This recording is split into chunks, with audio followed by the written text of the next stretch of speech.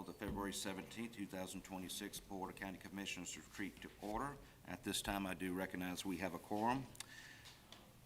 For a brief moment, will everyone please join me in a moment of silence honoring our Register of Deeds, Tanya Wilson.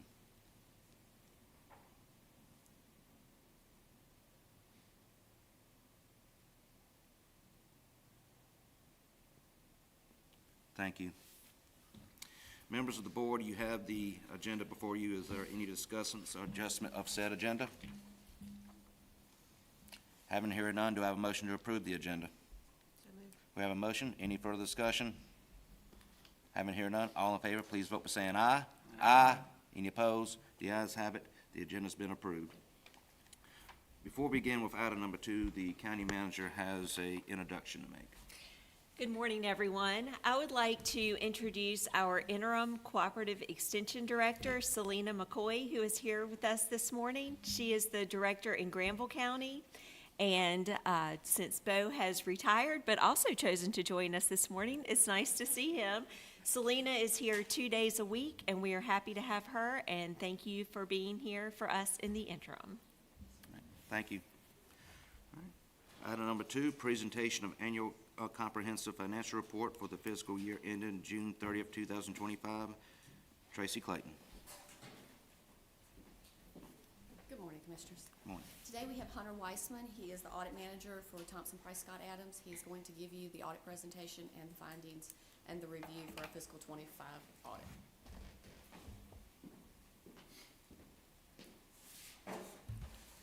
Good morning, Commissioners. Good morning.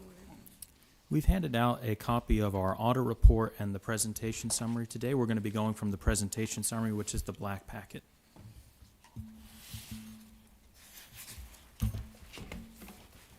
And if you will, open that for me to the agenda.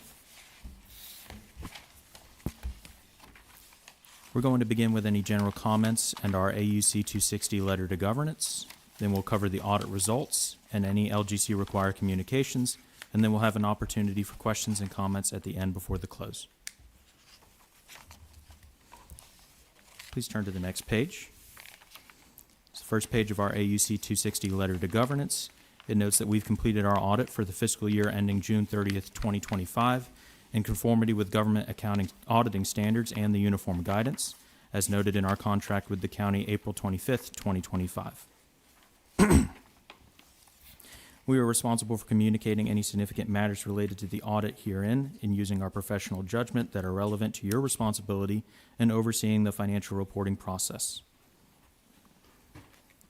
If you will now flip to page 2.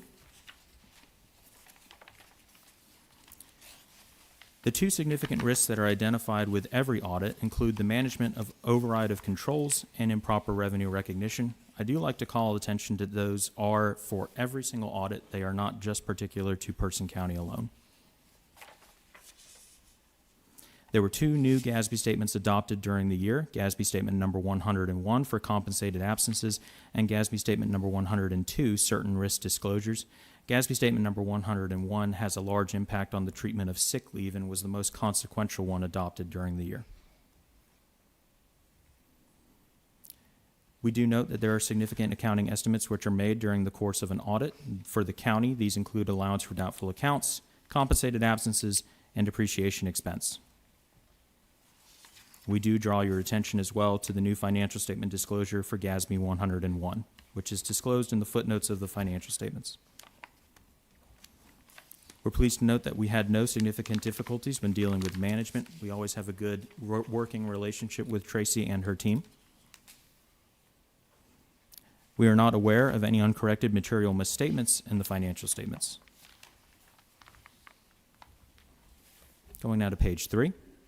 We're pleased to report that there were no disagreements with management over any of the opinions which we issued, and that our management representation letter was dated January 14th, 2026.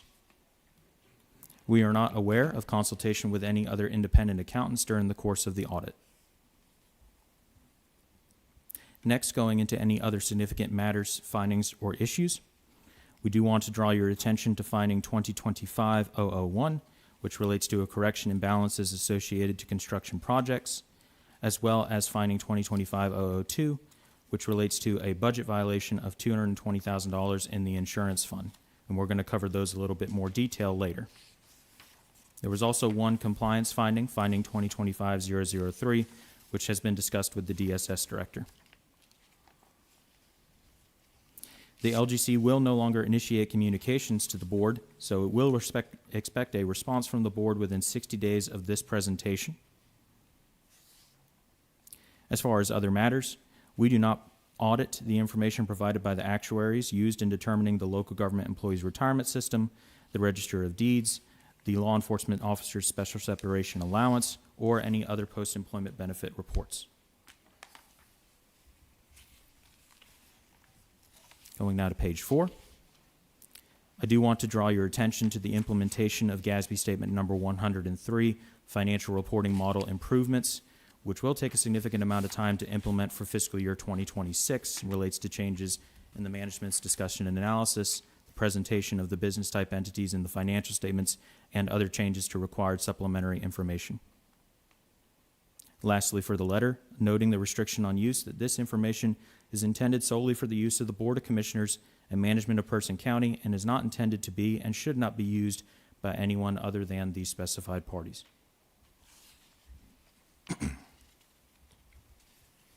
Going now to page 5. You have a breakdown of 5 years of fiscal information. I'm going to mostly focus on fiscal year 2025 as we go through this chart. Following this, there's also going to be graphs which present the same information, and that'll be easier to compare the 5-year trend. Starting on the top row, for total fund balance in the general fund, it was $35 million. Unavailable fund balance in the general fund, which is non-spendable and restricted, totaled $9.6 million. Committed and assigned fund balance totaled $3.7 million. And general fund expenditures, when including any transfers out and excluding any installment purchases, was $83.4 million. This leaves a fund balance available as a percentage of general fund expenditures of 30.44% and unassigned fund balance of $21.6 million. Unassigned fund balance as a percentage of general fund expenditures was 25.91%. Going now into revenues over and under expenditures before transfers and contributions. The general fund had revenues of $6.8 million, and the stormwater fund had revenues of $14,000. Cash in the general fund was $31 million. In all other governmental funds was $53.3 million, and in the stormwater fund was $370,000. Fund balance in the general fund, as noted, was $35 million. For all other governmental funds, $40.1 million, and for the stormwater fund, $1.1 million. We do have a note following which explains the decrease in some of these items from fiscal year 2023 to 2024, and I think that the trend for that has been consistent from 24 to 25 as well. Property tax rate was 0.7225, with a collection percentage of 99.49% and excluding motor vehicles of 99.45%, for a total property valuation of $5.8 billion and a levy of $42.4 million. Going now to page 6. Starting with a breakdown of general fund revenues, the largest source of revenue is the ad valorem taxes at $42.6 million, followed by other taxes, licenses, and permits of $15.8 million, and intergovernmental revenues of $10.4 million, and a total revenue of $78.1 million in the general fund.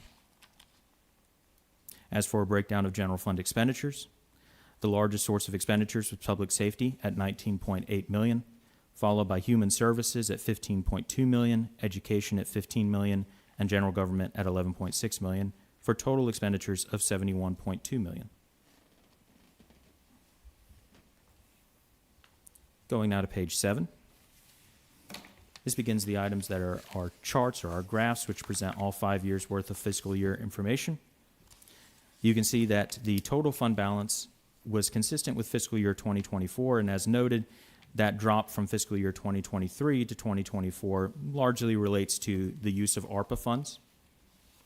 Committed and assigned fund balance did decrease from 2024 to 2025 as well, and it's a trend that it's been decreasing over the last 2 fiscal years. Going now to the bottom chart as an analysis of fund balance available. Person County's percentage at 30.44% was down slightly from last year at 31.82%, and trails the group-weighted average of 50.67%.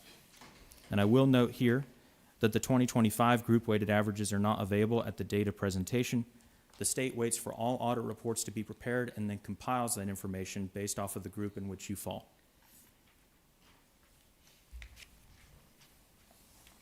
Going now to page 8. For an analysis of unassigned fund balance as a percentage of general fund expenditures, it did tick up to 25.91% from 21.71% in 2024, but is down from 35.45% and from the high in 2021 of 36.41%. In the bottom chart, for an analysis of revenues over and under expenditures before transfers, you can see that the general fund has decreased from fiscal year 2023, which largely relates again to those ARPA monies. The stormwater fund has negligible revenues and expenditures.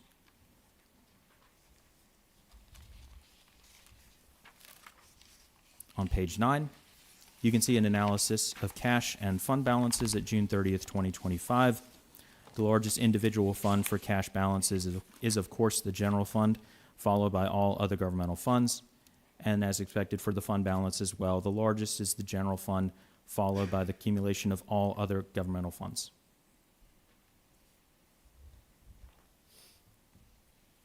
Going to page 10. Person County's tax rate in fiscal year 2025 was 0.7225. This is higher than the group weighted average at 0.6072 for fiscal year 2024. Your collection percentage of 99.49% also increased slightly from fiscal year 2024 and outpaces the group weighted average of 97.96% from fiscal year 24.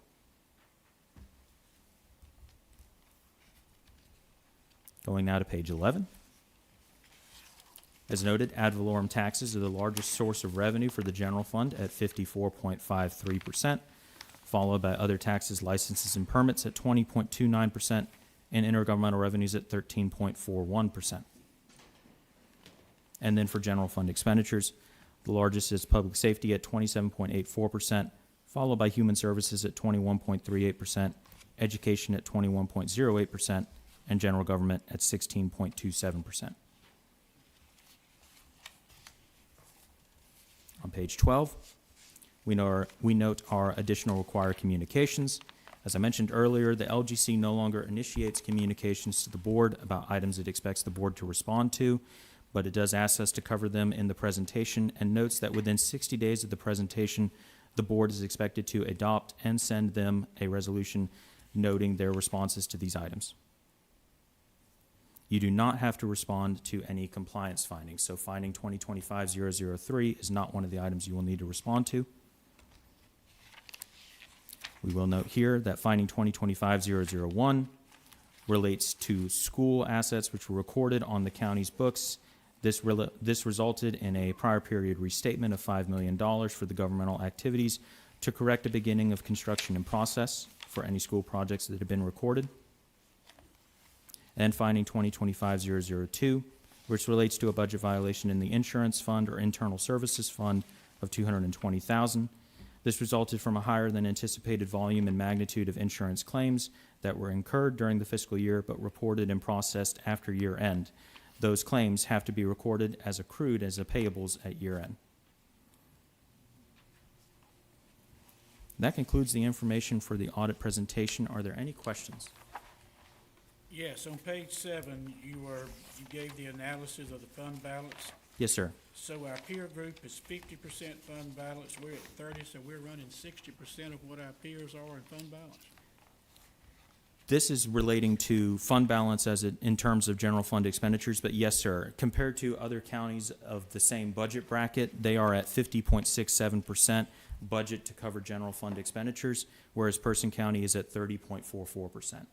And I will note, Person County in the grouping in which it falls in is with other counties with a budget higher than $100 million during the fiscal year.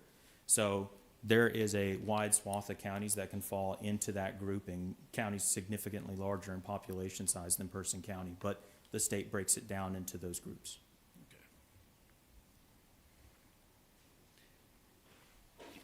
Any further questions for the auditor?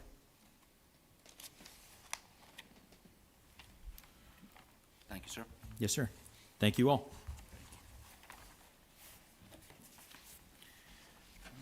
Moving on to item number 3, mid-year fiscal updates. Tracy Clayton. I do have one question about the audit. You guys have to vote to accept it?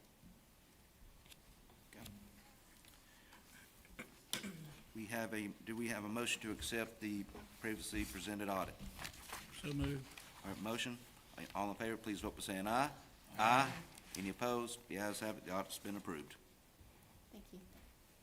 Well, good morning again. I am here to give you a mid-year discussion, possibly with slides, there we go, of how we are doing for the same 6 months for fiscal year '26 as fiscal year '25. I'm gonna talk about the general fund, revenues, I'm gonna give you a little more in-depth about sales tax. Then I'll talk about expenditures. Hunter has done a great job with fund balance, but I'll just reiterate that. I'll talk to you a little bit about debt service. We have consultants coming later in the day to talk to you in depth about our debt. I'll review the other annually budgeted funds just for your knowledge base, and then we'll summarize, and I'll take any questions that you have. If in the middle of any of these slides you want to ask a question, please do. Oh, no, that is not where that's supposed to be. Okay. So I want to go over our revenues. Our revenues through December have increased year over year of more than $5 million. The primary driver of this, as you can see, is ad valorem taxes. I want to also remind you that Russell will be presenting about taxes, but a lot of this can also be timing. He informed me and gave me a very good breakdown of if a resident or a business paid their property tax in January, and then again the same year paid their property tax in December, then they're counted in the same year. Sales and other taxes, we are seeing sales tax growth in Person County or in the state of North Carolina in general. I'm going to have a slide for this in the next, after this one, but I will talk to you more about that then. I will say that we have sales and other taxes lumped together. Our registered deeds excise tax is part of this, and we saw a drop mainly due to the timing of the Microsoft purchase. That was purchased on October 31st in 2024, so of course that's not, a purchase of that size is not available in 2025. Fees and licenses are planning and zoning and inspection fees. We've had an increase of 12% there. If you will remember, we had a particularly rainy spring last year, so a lot of construction, a lot of projects were pushed off into the summer, and this is the growth that you're seeing there. State and federal funding is just what it sounds like. Federal funding that comes down to the states and is passed through to the counties, and direct state funding. We've had an increase of 18% there. Interest earnings is one that I am proud of because our department, the finance department, has implemented a cash management strategy by which we are looking to maximize as much interest earnings as possible. And we have seen a year-over-year growth of $111,000, which is 30%. Thank you for that. Other revenues are just what they sound like. They do not fit neatly into one of these categories, so they are placed in the other revenue category, and that's just been at about 7.7%. We've had a $3 million decrease in transfers from other funds. Those are the ARPA funds that we keep talking about. So, over and all, we've had a total revenues of a little over $5 million, which is a 12% growth. Sales tax. Our sales tax are trending this year to be higher. Sales tax is delayed by 3 months, so I can't really give you a 6-month projection of sales tax. I will tell you that as the year is going on, it's projecting higher, but October happened and we had a federal shutdown, 42 days. And I know people say, how does that affect Person County? Federal money flows to the state through the hospitals, the universities, construction projects, and so on. And then you ask again, well, how does that affect Person County? The sales tax that is generated in Person County does not stay in Person County. All of the sales tax goes back to the state, and then the state disperses sales tax back to all the counties. If they did not do this way, the larger states on the coast, Orange, Wake, Durham, Buncombe, they would keep all the sales tax, and the smaller counties would not. So that knife cuts both ways. When we are a recipient of larger sales taxes complete from the whole county and the whole state, we also have a decrease when the state decreases. I expect this to shake out in the end. I just can't accurately project for you exactly how much sales tax we're going to have for the year going.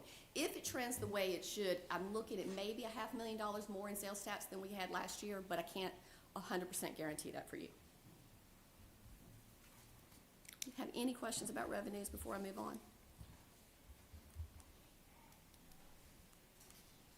It's not General fund expenditures. We have seen a very minimal increase in our personnel this year of just $34,000. We have seen $500,000 decrease for the same 6 months in our operating expenses. This is largely due to moving the Roxborough fire contract to the fire tax fund, but it's also due to a lot of decreases in maintenance of vehicles and other places where we have been able to reduce expenditures. Our capital has grown over the 6 months, over 6 months. That's largely due to the purchase of 2 PATS vans and receiving our fleet vehicles in the first 6 months of the year. Our transfers to other funds has increased by $477,000.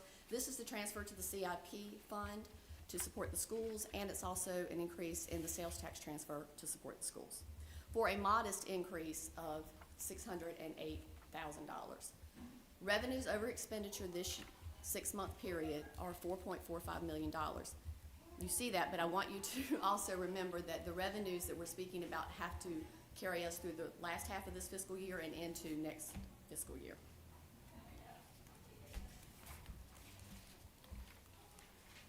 There we go. If you remember, we budget by function, so I wanted to give you a breakdown of the increases and the decreases by function. Education has by far been our largest increase. This is our allocation to Person County Schools and to PCC. Our transfers to other funds we talked about. This is the money that we transferred into the CIP. About $450,000 of that was to support schools' capital requests. Culture and recreation has been an increase. A lot of this has been to the ADA replacement for the playgrounds and going towards Centennial Park. We had a minimal increase in transportation. That would be from the PATS department and the purchase of 2 new PATS vans. The decreases that we are seeing, a larger one is in human services. Part of that is because we purchased the Health and Human Services building, and so we no longer have the lease. And part of it is because of a decrease in some personnel. General government has seen a decrease of $220,000. Part of that has been vacancies.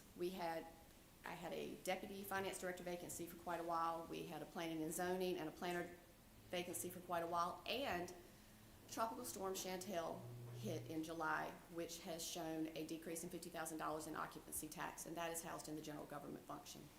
And public safety function is down $474,000 in expenditures. Again, a lot of that is due to moving the city fire contract to the fire tax fund, but it's also a reduction just in overall expenditures.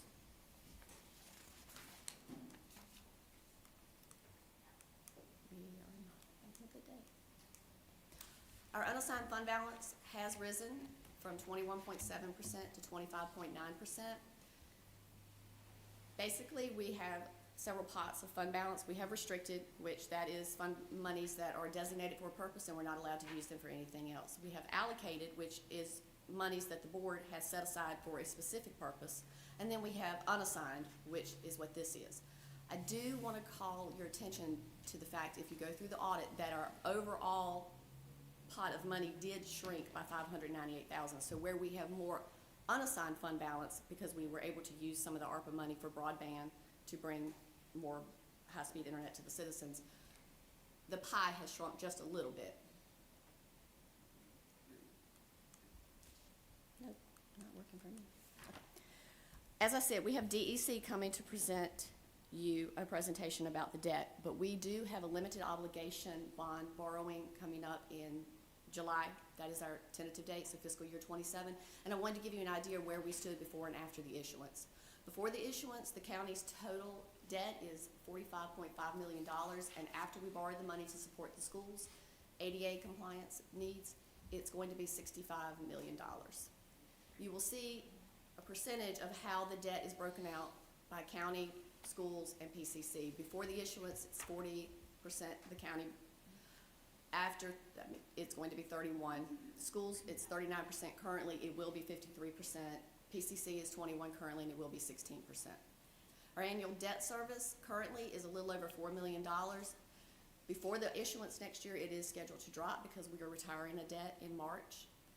However, after the issuance, you see the smaller drop because the timing of the issuance, we're only going to have an interest payment the first year, and then the next year it will go up.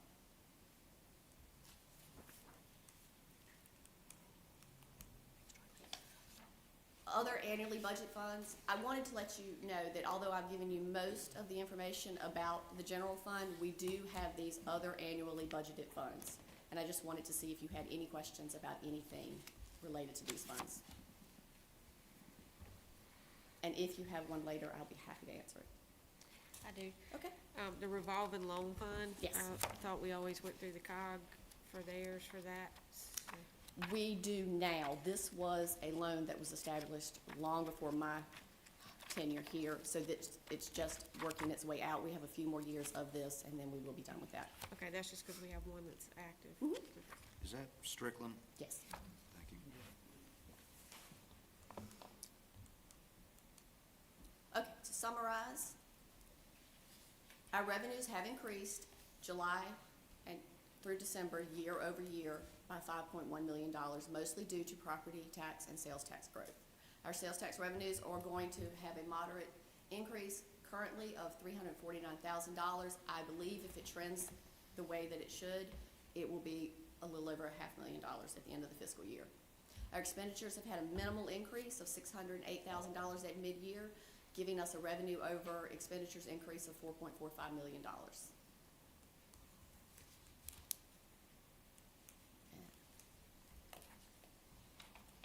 I'm having difficulty. Okay, we're gonna skip that. Our unassigned fund balance increased to $25.9 million from $21.7 million. I don't know where that slide is. And I wanted to remind you that the portion of the portion of the outstanding debt will increase to 53% after we borrow the money for the limited obligation bonds for the schools. And I believe this picture is the Thomas Farm. So we decided to highlight one of our local farms. Can I answer any questions for you? Does any board members have any questions? Are you concerned about our fund balance? Being at 30 versus others at 50? No, I am not concerned presently in this moment about our fund balance because we are lumped in with counties like Durham, Wake, Orange County. I am proud that our fund balance has increased because the manager had her hand on the budget last year and the management of the county funds. So I was expecting a fund balance increase. I was not expecting that much, and so I was pleased. And I would like to note that we have a policy that was implemented several years ago to set a target of 25% for our fund balance. And when we end over 25%, there is the opportunity to transfer that excess into our capital investment fund, which is what we did a couple of years ago when we had the higher ending fund balance. So there was a substantial transfer over at least 2 years. Yes. Substantial amounts were transferred into that capital investment fund to support future projects. So in the absence of doing that, our fund balance would have been substantially more for the general fund. So that is what you're seeing there. Last year, we did finish below that target of 25%. We worked, or 2 years ago, fiscal year '24. So for fiscal year '25, we worked really hard to restore the fund balance back above that 25%. And again, that was kind of regaining our footing after getting the influx of ARPA funds and constructing a budget around that over a number of years. So we're back at where we want to be in terms of above that 25% target, although it's just slightly this year. And for right now, we recommend leaving that excess in the general fund, at least through the end of this fiscal year, to make sure that we do continue to build that up rather than drop below it again. And you don't want it to be too high because then you're taking too much away from Yes. citizens. You're taxing too much. The reason, the manager and I talked about leaving the small amount that is above 25% in the general fund. I can do a transfer after June, after we've seen how all the expenditures have shaken out. We wanted to leave that there in case we were to happen to have a one-time larger expense that you had to appropriate fund balance for. And I will note those transfers that we did enabled us to be able to issue the LOBs to purchase the Human Services Building and the building for South Campus and to finance the PI merger. So those funds were put to good use in being able to move forward with those projects within our existing debt model, which you'll hear more about from DEC shortly. Are there any other questions? Right, thank you. All right. Item number 4, property tax revenue preview. Russell Jones.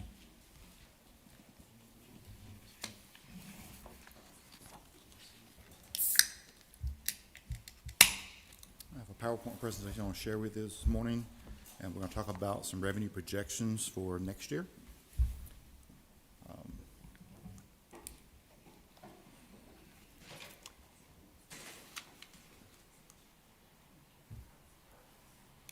Does it click over? Tracy was having some trouble. There with it this. goes. Okay. All right, so I'll start going to compare this year to next year. And I did show up the numbers for this year to be where we actually stand and not where we budgeted. So the year you have a reappraisal, you're always going to budget extra conservative because you don't know the effect of the appeals. And we had about 2,000 appeals in 2025. So we did budget for a 7.252 budget, but we came in at 7.456. And a lot of that was due not necessarily to the reappraisal, but to our conservative estimates for the state appraised numbers. For next year, compared to this year, where we ended up, we are predicting the real property values to go up. This is mainly your new construction houses, land splits, things like that. About a 2.15% increase over where we going to end this year. M&E is your machinery and equipment and personal property. And we always start this number off lower than the year before, and the reason is timing. So we don't know the equipment that big industries are adding until around April 15th. So the listing period is normally January 31st, but businesses often ask for an extension to file later because of their bookkeeping, and they'll file around April 15th. So we don't really know. So the number goes down because of depreciation. Equipment is now a year older this year than it was last year. And that usually gives us about a 6.5% decrease. This year, we also lost the final equipment for GKN, which is about a $5 million decrease. And we lost the last little bit of equipment at Boise Cascade. That was all scrapped and basically thrown away. State appraised is another number that's very difficult for us to nail down. I'm normally backing off last year's number. We had budget last year at 1.043. We actually got $1.2 billion. I'm going to go ahead and budget $1.2 billion this year and not hold back any money there. And there's a couple of reasons there for that. I did reach out to Duke Progress to see how they were doing with their valuation. And they said not to anticipate an increase this year with their numbers because their construction is just now getting started, so it will not impact this year. So we know next year may be a better year. And then somewhere down the road, we'll have actually a temporary decrease when the old equipment goes offline and the new equipment comes online. We'll be taxing both for a while. Another reason to keep that number flat and not be conservative there is we know the Mariah Energy Center has some new construction.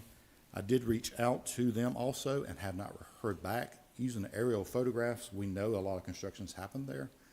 So we may, before we adopt the budget, be able to increase that number slightly. My motor vehicles, I'm not showing the screen because the motor vehicle taxes get paid at the DMV tag office.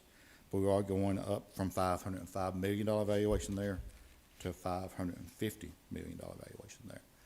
And going back to your discussion about fund balance, the conservative estimates here is where your fund balance comes from. If we budget 7.252 like we did last year, or the current year, and our valuation comes in at 7.45, then that money goes into fund balance. That's how fund balance happens. We are extra conservative with our money just to make sure that we can make budget, but then if we come out with extra money, that goes back into that fund balance and shores it up.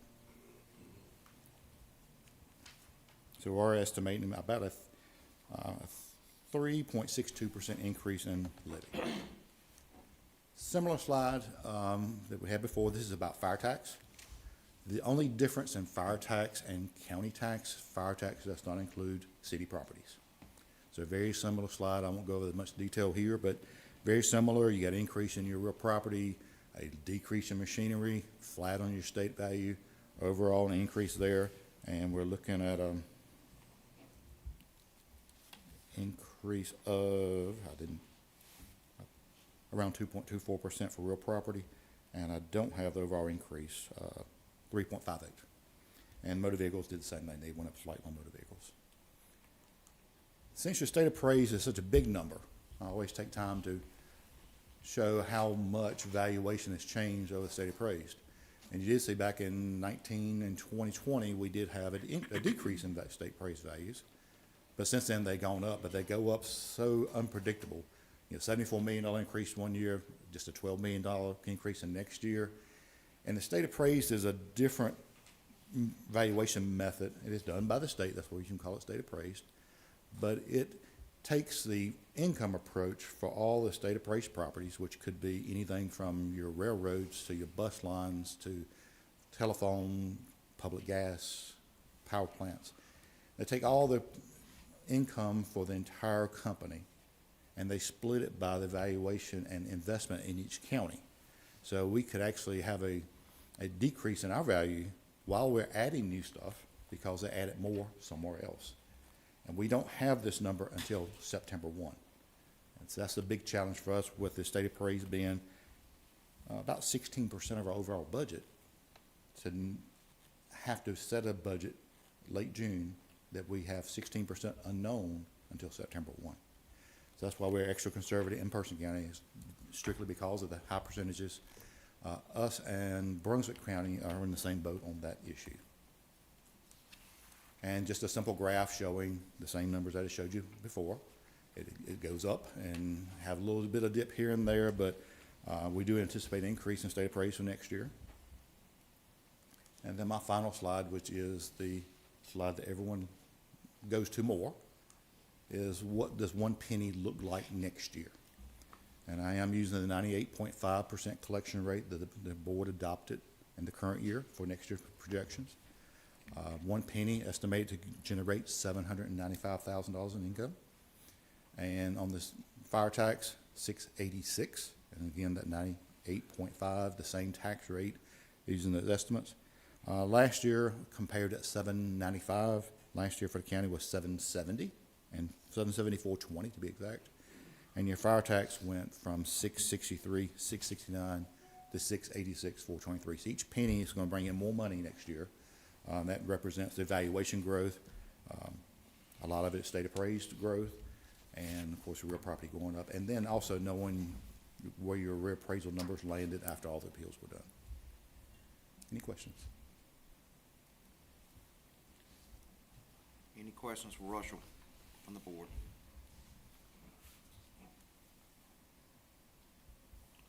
Thank you. Item number 5, financial model, Tracy Clayton. I want to introduce Andrew Carter from DEC Consulting. He works with the county, has worked with the county for a long time on our debt model so that we can accurately give you an idea of where we stand.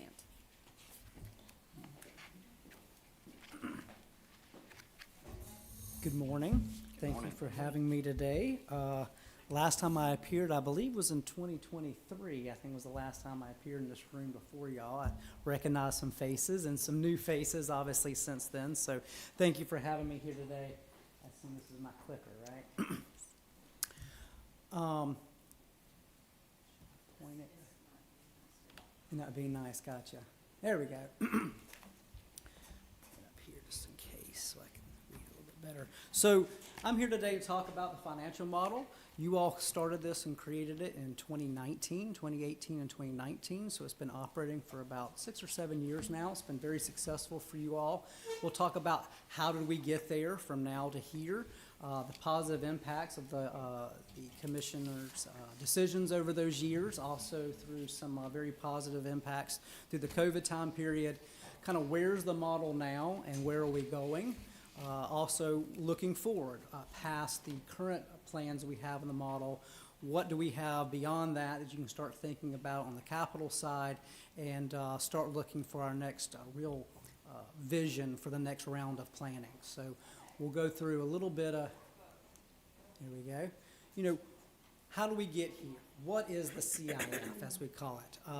That's a nice acronym for a Community Investment Fund. And so back in the 18 and 19 time period, you brought us in, there were a good number of school needs coming down the pipeline. And so y'all were looking at ways to be able to fund those school needs that were coming.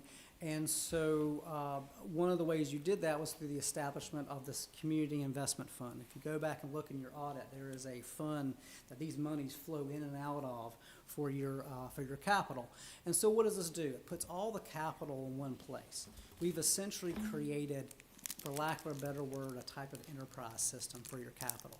So similar to like solid waste or some other things where the user fees that are generated pay all the bills for it, y'all have essentially done this by freezing and dedicated certain revenues to the Community Investment Fund that then creates essentially a budget within the budget, right? So we have some dedicated revenues that we can project into the future and look at, and so that kind of creates your budget for capital. And so you all make decisions that fit what can you do with your resources into the capital fund so your CIP can be fully funded, so y'all can look at projects coming up.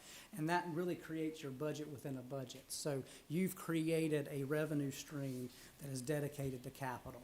And that allows us to be able to project, right? And so you used some prudent and conservative assumptions on growth in revenues and growth of projects and those types of things. That allows us to be able to project into the future and what you can and cannot do with the money you have already dedicated to capital. With that, back then, you also adopted some policies that help govern the fund itself, plus some other general fund type of policies that help support the debt. So there is a, what I call the floor or coverage in the model, which is essentially, my coworkers wish I would stop saying this, but it's my kind of thing. How low can you go before you say no, right? And so it's kind of what's our tolerance level on being able to project in the future. You don't want that fund to go to zero, right? And so how low can it go before we have to say we need to move projects or we can't afford that? And so you have a number of policies you've adopted that govern those funds that will help keep the roadblocks for the finances to stay in there. So what's kind of happened since then? Y'all could not have instituted this at a better time than when you did. Moving into the COVID time period, in the beginning of it, we all thought our revenues were going to completely fall off. We didn't know how we were going to do the budget. You know, that January, February, March time period where things were shutting down that year. Everybody was like, oh my goodness, what's going to happen? Well, one of the things that we noticed is that people didn't take vacations, didn't move as much, and they were spending a lot of money on their homes and in the local economy. So your sales taxes saw a boom during those time periods. And what that did is because y'all had a great policy in place, you were able to move some of those funds. I believe I don't know if it was the tax guy or whatever is up here talking, but if you have surpluses at the end of the year that fall into that unassigned fund balance, you have a policy that says at the end of the year, Tracy will come and after you ticked and tied to the ACFR and tell you what your unassigned fund balances are. Above a certain percentage, as a board, you can decide to move those funds from the unassigned fund balance into the CIF fund, where then it can help generate and churn more capital needs, right? So y'all did that 3 times, big money, as I'll say. So at the end of fiscal year 22, 23, and 24, those outperformed sales taxes that you had moved over into your general fund budget, and you were able to move about $6.3 million in 22, about $4.2 million in fiscal 23, and about 7.1 in 24 into the CIF fund that had never been contemplated before. And so immediately y'all were able to have additional capacity that wasn't realized before because we hadn't counted on these things happening. So all these positive things were starting to happen in the model. And what that does is it increases capacity or shows a reduced need for funding needs in the future. I will have to say before we move on to the next slide that these transfers over those years is what allowed the model to be able to absorb new projects that popped up on us. And Catherine, you'll remember this was for Health and Human Services. It was for Community College building. It was for Southwest Elementary, The roof, yes. Yeah, yes, the South elementary, and a building, I cannot remember the name Person of. Industries, Yeah, okay. yes. So is that economic development? or- Person Industries is, and the recycling center. Gotcha. Department, So all yes. those projects, which I believe was 12 or 13-ish million dollars when we did them at the time,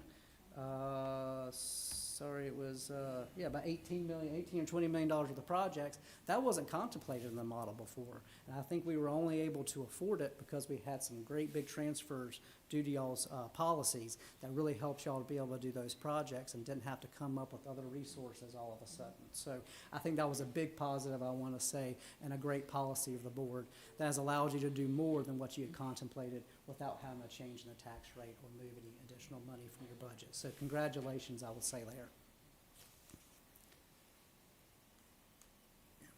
We'll go again. So what have we done since that 1920 time period?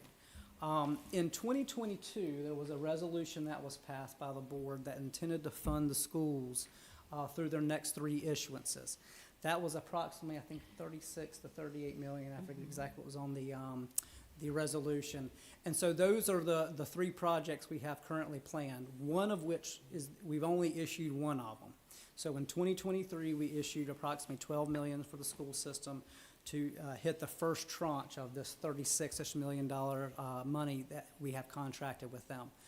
Then in 2024, we were able to do the Health and Human Services building, the community college building, and the Persons Industries building for those monies. And so we've issued approximately just over $20-ish million, about $22 million since we've started. And we have planned the additional rest of the money that was resolutioned in 2022 for the school projects. We have one project coming up now, just under $10 million, that I'll talk to you about here in a second. And then the second planned one is just under $12 million in projects. This also includes, at the time, y'all had contracted some stuff. There's been some monies moved around. I think there was a gymnasium that we upfront funded, and so we took that from the capacity that was coming in. So this is what's left for the school projects that we have coming up. And then the question is, what's after this? I'm not sure the board has planned for what's happened after this 2028 issuance for the schools. So right now, the current model is only looking about 2-ish years ahead to that next issuance. We have not layered in any additional long-term capital needs besides PAYGO in the model currently. So we do have PAYGO reserved in the model. So before we talk about actual capacity that may exist, one of the things that has been brought up is how do we fund these projects to begin with? Well, we can fund them with cash, which is called PAYGO, pay as you go. And then on the financing side, you all have utilized limited obligation bonds for the financing of these schools. That is a collateral-based financing. I akin it to like your mortgage. You know, you get a loan for your house, and the house is the collateral for your loan. And as long as you pay the bills, you can sit in the house, right? But if you don't pay the bills, they come after the house. So similarly, y'all have done the first couple of issuances as LOBS issuances, which are collateral-based, and you've put up some collateral to do those. General obligation bonds is another funding tool, but it requires a vote of the people. And so a previous board had asked about this, and so I usually bring it to forward boards. It's another tool in the toolbox. It is a process. It's about a 6 to 9 month legal process that you would go through. You have some public hearings, you pass some actions, but this will essentially set a vote on the ballot for particular projects, and they could be for any number of different uses: schools, parks and rec, transportation, pretty much any of the general government uses that y'all might need. But this is a way to get on the ballot, and you essentially get a vote of the people, and you could issue general obligation bonds, which technically or typically get a little bit better interest rate because they essentially pledge not a piece of collateral, but essentially your full faith and credit, which means you would change your budget in order to make the bills, right? So you could change your taxes if you needed to make the bills. And in North Carolina, if you issue general obligation bonds, the local government commission can compel you to pay your general obligation bonds in your budget if you fail to appropriate. So it is the most secure of your issuances, but does require a process. And the current process, if you might have to change your revenue in order to afford the GOs, we would have to tell them on the ballot what an estimated amount that might be. So that's the only new caveat with GO bonds. But definitely a tool in your toolbox if y'all ever want to think about doing it. But it is about a 6 to 9 month legal process. You kind of have to start well ahead of time. Y'all would want to debate projects and sizes and timings and all that kind of stuff ahead of that, which really leads into the real question is, you know, what are our next steps here? We'll take a look at the model here in a second if you would like. But, you know, what are our next steps? Currently, the model has the 2 issuances we talked about for the schools coming up. The model is paid for. We don't need to change anything. Those 2 deals are paid for with our current model. And so as long as there's no change to the funding sources in that, you can pay for the next 2 school issuances that are coming up. In order to do this next issuance, we're looking to take actions to your board starting in May. So you'll possibly get your first action, which is an initial resolution, which essentially lays out your intention to move forward with the financing and sets the not to exceed amount, which would match up with what we've already kind of contracted or see in the model. I know the school system is currently working on some of that now to be able to bring the contracts. So y'all would start your actions in May. Contracts would come in June. We would price sometime after that and close on those projects hopefully in July so they can get started on construction. As we know, school construction is often predicated on when they can open the doors. Doesn't help to open the doors in the middle of the school year, right? We're going to try to pack things up. So starting in this time period, I believe, meets their needs to get the projects when they need to be opened for the schools themselves. So that's kind of the near-term horizon. And then we do this again in 2 years, right? The last issuance is looked at to be done in about 2 years, in 2028, and that's when the next issuance would come to you. But how do we get from there, you know, from now until then? You know, back in 19 and 20, your board saw a lot of things coming on the horizon and really did a lot of planning to get all this done. And you'll see we got 3 issuances negotiated with the board, plus the other projects that you had. So it's been a very successful program without putting a lot of undue annual pressures on your budget. Y'all kind of set a revenue to come in, and y'all don't change that a whole lot. So now we have, as I said, that budget within the budget. So we need to start thinking, what's coming next, right? What's after 2028? What's really coming down the pipeline? Y'all know that better than I do. What are the capital projects that are coming down that might be facing you? What needs might be in the county? We need to start kind of programming those in. We're starting to look at ways of programming them if they're coming up in the next few years. You know, is a GO vote thought about? You know, we will need to kind of fifth that in if we needed to, if that's one of the tools that you wanted to use. And currently, before we, you know, actually maybe bring up the model, current capacity is thin.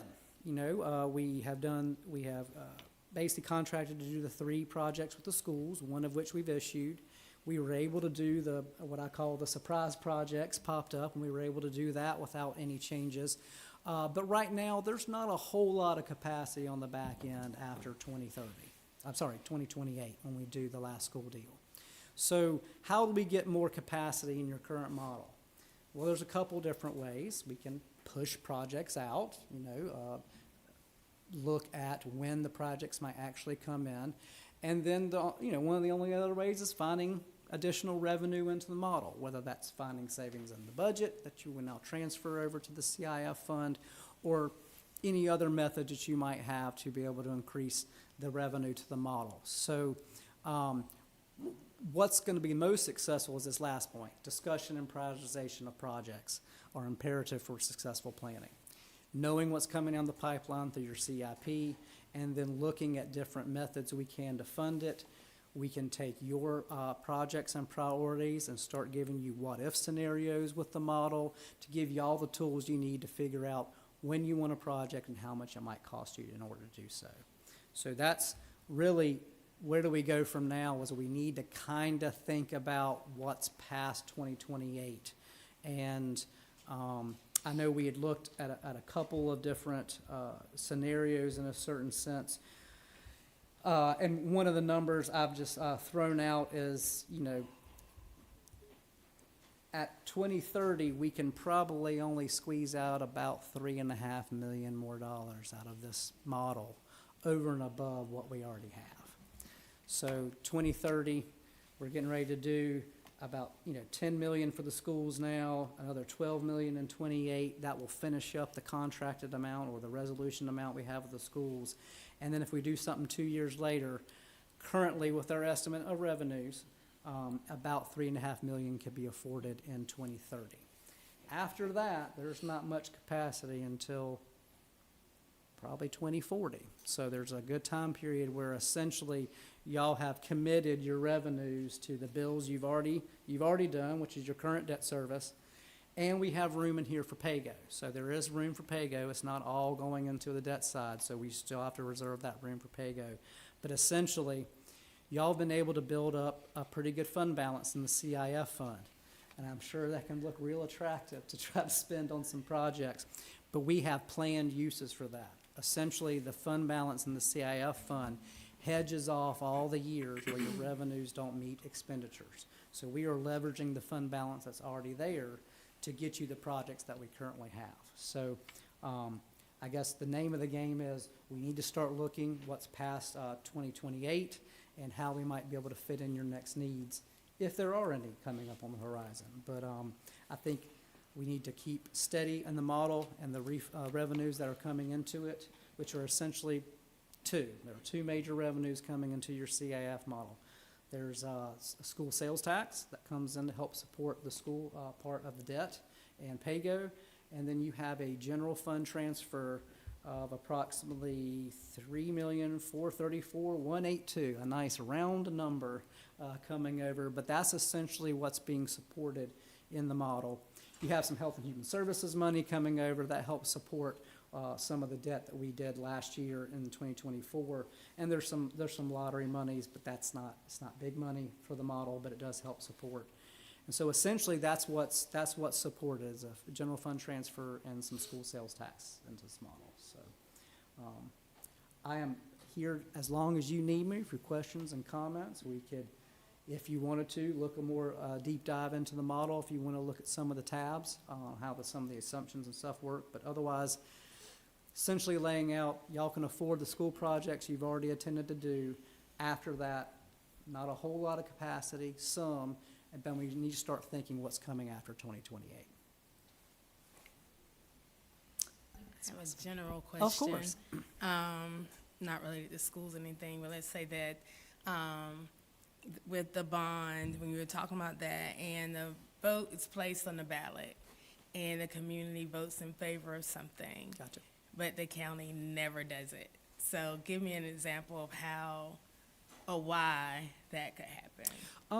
Sometimes, so a lot of this is upfront planning, right? We have to deal with round numbers. We haven't taken bids on projects. So a lot of times when they go and vote for these things, you may vote a $30 million number, but you only end up spending 25 of it, right? Because those are the actual projects that came in and got bid. But you have authorization up to, and I think it's very important for GOs, that's a not to exceed. Y'all are asking for essentially a budget, right? You don't have to spend all of that budget. In fact, a small town, Holden Beach, was trying to do a GO and for their pier, and they needed to vote a number that was higher, so they made sure they had room to be able to do the project. But of course, the commissioners saying we don't want to spend all $9 million, but we need a $9 million budget to get there. And so, oftentimes you may not spend all of your GO money. On the flip side, when you're dealing with estimates, you may vote the GO, but not actually do the projects for 2 or 3 years, right? So what do you have? Sometimes you have inflationary pressure. So the debate and the amount when y'all do GOs is very important, but oftentimes it lags behind actually doing the projects. You have 7 years to spend the money, right? And so sometimes projects float away. You thought you might have needed them at the time. Schools change, maybe plans change. But we usually write them broad enough so that they can be used for a wide range of uses, so that if you need to change your plans from when you thought you were contemplating it and actually doing it. But oftentimes, many people do use all the GOs that they vote for because of the inflationary pressures. But it by no means means you have to spend any of that money. It's a not to exceed. That's it. Thank you. Very much. So I know that Johnston County has built a lot of new schools through GO bonds, but that was some time back.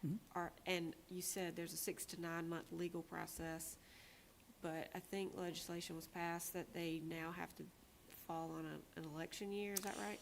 Major elections. So it's usually every other year or every November.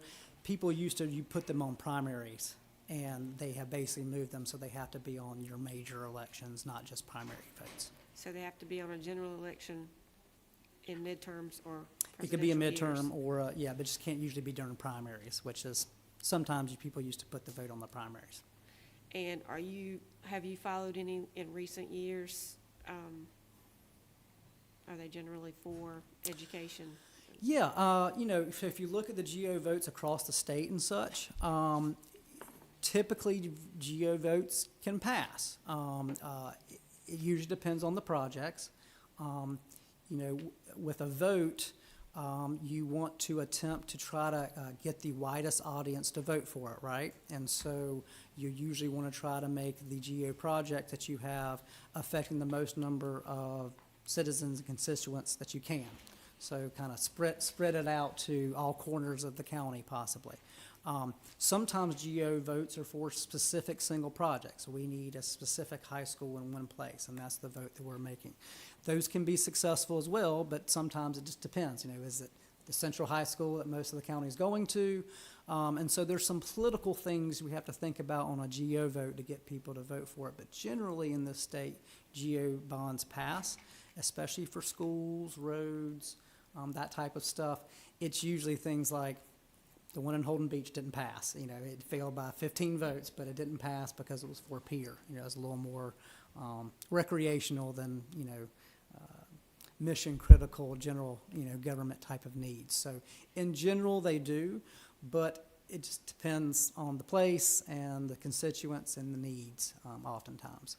Well, the reason I ask about recent years is because the recent property value increases have happened all across North Carolina. And so I'm just wondering if you are seeing what the appetite is now because that's all I hear from people was we need our property tax bill to go back down. Right. So part of the new legislation they passed requires you now to put what the intended or possible cost to every $100,000 in value of a home that it could do. So what we would do with your model, if y'all are contemplating doing GOs, we would integrate that into the model to try to find a way to make that be the least impact, if not zero, so that we could put $0 on the ballot type of thing. And we would do that through the planning, through the capacity you currently have in the model and what we could fit in when.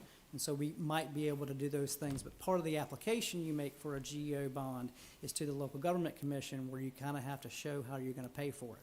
In some communities, if you do any new debt, you have to increase taxes, right? It's just we don't have the room in the budget. Here, we might be able to plan our way through it and have a much less impact to people because you already have a model set up that has some revenues dedicated to it and such. And so that's what we usually do with people is say, what are you contemplating? We would work with y'all and we could show y'all all kinds of what-if scenarios. What does 5 million, 10 million, 15, 20 look like? What it may or may not cost you, reasonableness on when we might actually do the projects, all that kind of stuff. That's what the power of the model would be able to help you out with. Unlike some other communities where they may not have room in their budget at all, and if they need to do a GO, they just got to increase taxes, and they just have to put right on the ballot what that might cost. Now, I think y'all have some tools that we might be able to hedge some of that cost, depending on planning and when that might hit your model. But ultimately, the legislature now, we have to come up with some reasonable thought of what we think cost might be on the ballot. And so it would be our goal to drive that down to the least amount, if not zero, which we've done for a lot of our clients. Depending on your capacity in the model, you might be able to put $0 on that ballot. And you mentioned 7 years. Is that statutory limitation? It is. So let's say we voted in this fiscal year, if we had a vote in 2026, you would have to issue the money by 2033. You can get a 3-year extension, so you can, technically, if you're coming up on that 7-year period, you can ask the local government commission to extend that for 3 more years, so you could have up to a 10-year window. But normally, you try to plan this, what can we spend reasonably the next probably 3 to 4 years? Because as you know, sometimes projects slip, it takes longer to do something than you think. You want to give yourself a little room so that you're not planning on issuing that money in the 7th year. Although oftentimes that's what happens, just depending on how much upfront planning, engineering, a lot of this requires upfront money, right? How much money do you want to spend to get good estimates, or do we just kind of ballpark it as far as using internal estimates and stuff? So there's a lot of things that go into the thought of a GO vote, which is why it takes, the legal process is probably about 6 months. Y'all would want to take 6 months ahead of that to talk and debate, do projects, because ultimately you'll want you would have to throw this out on the ballot, and y'all are restricted on what you can and cannot say when the GO vote goes on. Y'all can be factual, but you can't necessarily go out there and say vote for the GO. So there's oftentimes groups that are created to help vote yes on you vote yes signs that you see out there, because you as a board cannot spend any money to promote the GO vote as per se. So lots of stuff that goes into GO votes, and when you haven't done it in a good while, there's a good amount to think about it if we want it to be successful in a certain sense. So this would be the time to plan if you wanted something on 2028 ballot. I think this would be the opportune time to really start planning, because really it's the planning, the debate for you all. What projects are we talking about? Where are they going to go? What is priority one? That's really what your constituents are going to hear, right? And the voters are going to hear leading up to the vote. And so the more we can do on the front end, I believe it makes the votes more successful on the back end, because y'all have been able to communicate what the projects are, how much it may cost, and what you may be getting with any of that. So that would definitely give us plenty of time to work through all the what-ifs. Every year the model gets a little bit better because my assumptions are, prudent and conservative, so we beat the model every year. It gets a little bit rosier, so we'll continue to bring back these to you as y'all continue to plan for the future. But yes, now is the time, I believe. Thank you. Any further questions from the board? All right. Thank you, sir. Thank you. All right, we have a break scheduled on our agenda at this time. I will recess the meeting until 10:20 and reconvene at that time. We're in recess.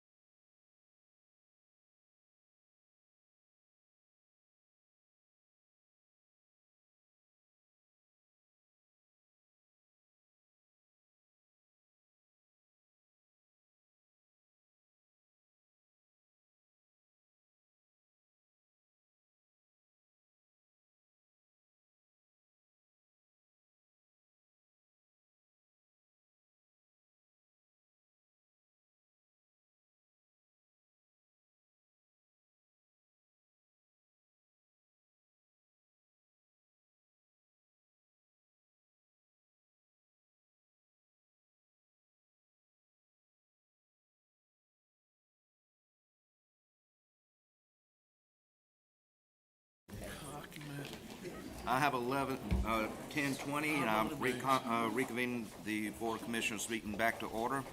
At this time, I would like to make a correction.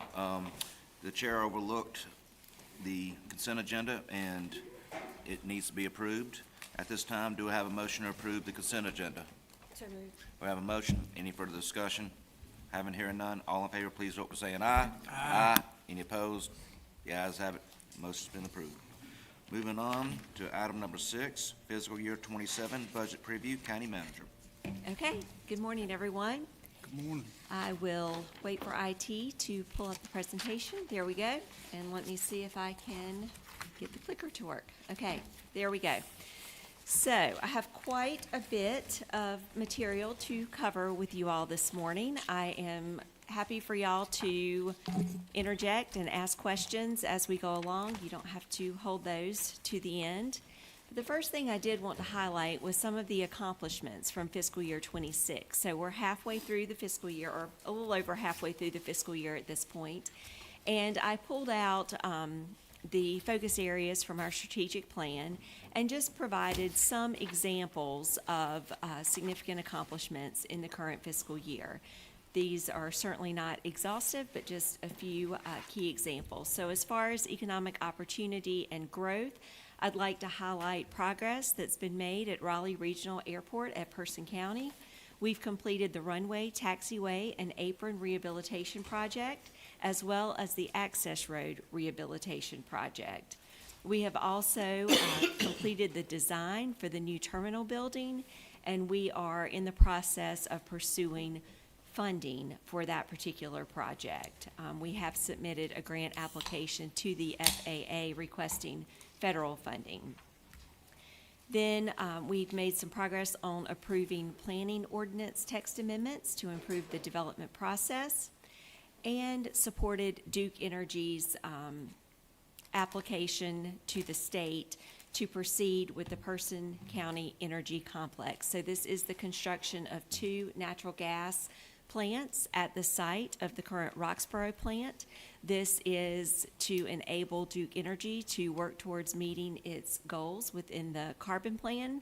And as a county government, we have actively supported their efforts to remain here in Person County. They're one of our very strong community and corporate partners. So we celebrated with them last week on the groundbreaking for the new energy complex right here in Person County. We have also made headway on expanding broadband access throughout the county. So we've partnered with NCDIT through the GREAT grant and the CAB processes. And as mentioned, we have utilized some of our ARPA funding, which was set aside for broadband expansion, to match grants that the state has provided and award grants to Spectrum and Brightspeed to extend fiber connections to locations throughout Person County. There are approximately 1,000 locations that are not slated right now for this improved broadband service, so we will continue to work with the state to reach those final locations because our goal is 100% connectivity, and we still have some ARPA funding reserved for broadband expansion. So we will continue to make progress in that area. As far as capital investment and lifelong learning, one of the significant projects that we've made headway with within county government is Centennial Park. That 280-acre park in the southern part of the county has a soft opening. We have a grand opening planned for the spring, but there is a network of trails that has already been constructed out there, and it provides walking trails and mountain biking trails currently for everyone to enjoy. And then we have plans to issue the next round of LOBs, whether that be at the very end of this fiscal. It was originally slated for this fiscal year. Now it looks like it will actually be July, but we're working closely with the school system to get everything in place to issue that next round of limited obligation bonds to fund the school improvements that the county has committed to funding. And these mainly are safety, security, and ADA accessibility projects. As far as service excellence goes, we've offered our Civics Academy. We've gotten that off the ground and offered 2 sessions of that. We also recognized our volunteers this year, our volunteer advisory board members, and provided training for volunteers and staff liaisons. In the focus area of quality of life, I'd like to highlight the implementation of our Mobile Integrated Healthcare MIH Post-Overdose Response Team program. That is now active. And we have faced challenges with significant weather events over the past year and really come together as a team to ensure community safety and response, and supported City of Roxborough and the Lake Authority's recovery from Tropical Depression Chantal, which came through early in this fiscal year. So there's been a lot of work there in terms of preparedness, response, and recovery, particularly on the part of our emergency management staff, but countywide, coming together in these instances. Do y'all have any questions about those? Yeah, I've got a question about Yes. the Centennial Park, the soft opening versus the grand opening. Is that because it's not finished yet? Okay, so the concept behind the soft opening is to, it's open during daylight hours. It's not widely advertised, but we have posted on our website and shared with other partners about the soft opening. It's a way to get people out and utilizing it, to continue to define the trail system and find out if there are any issues that need to be addressed before we have the complete grand opening and wider advertisement of the availability of the park. Is there any way to track the use to know if it's being utilized? I'll check in with our park staff to get some indicators on that. I don't have any numbers off the top of my head, but I'll see what they can provide us. And we do continue, it is still a work in progress. We're still in the process of building additional trails and amenities at the park, but there is enough currently available that we do have it open and people are utilizing it. Okay, anything else on that slide?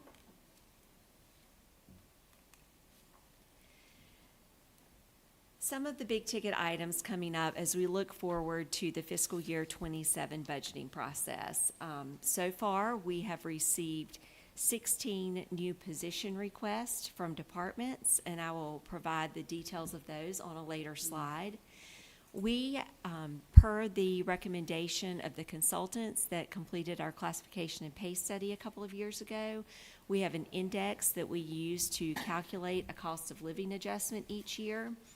Right now, that index is indicating that a 3% COLA would be warranted in fiscal year 27, and that number takes into account inflation as well as the Social Security cost of living adjustment that was implemented in 2026, and also the employer cost index, which is local and state government salary measurements. So again, keeping those 3 numbers and averaging those, currently that's averaging out to a 3% COLA. We are currently looking at an 11% health insurance increase. This is trending along with what national experience is within the health insurance realm.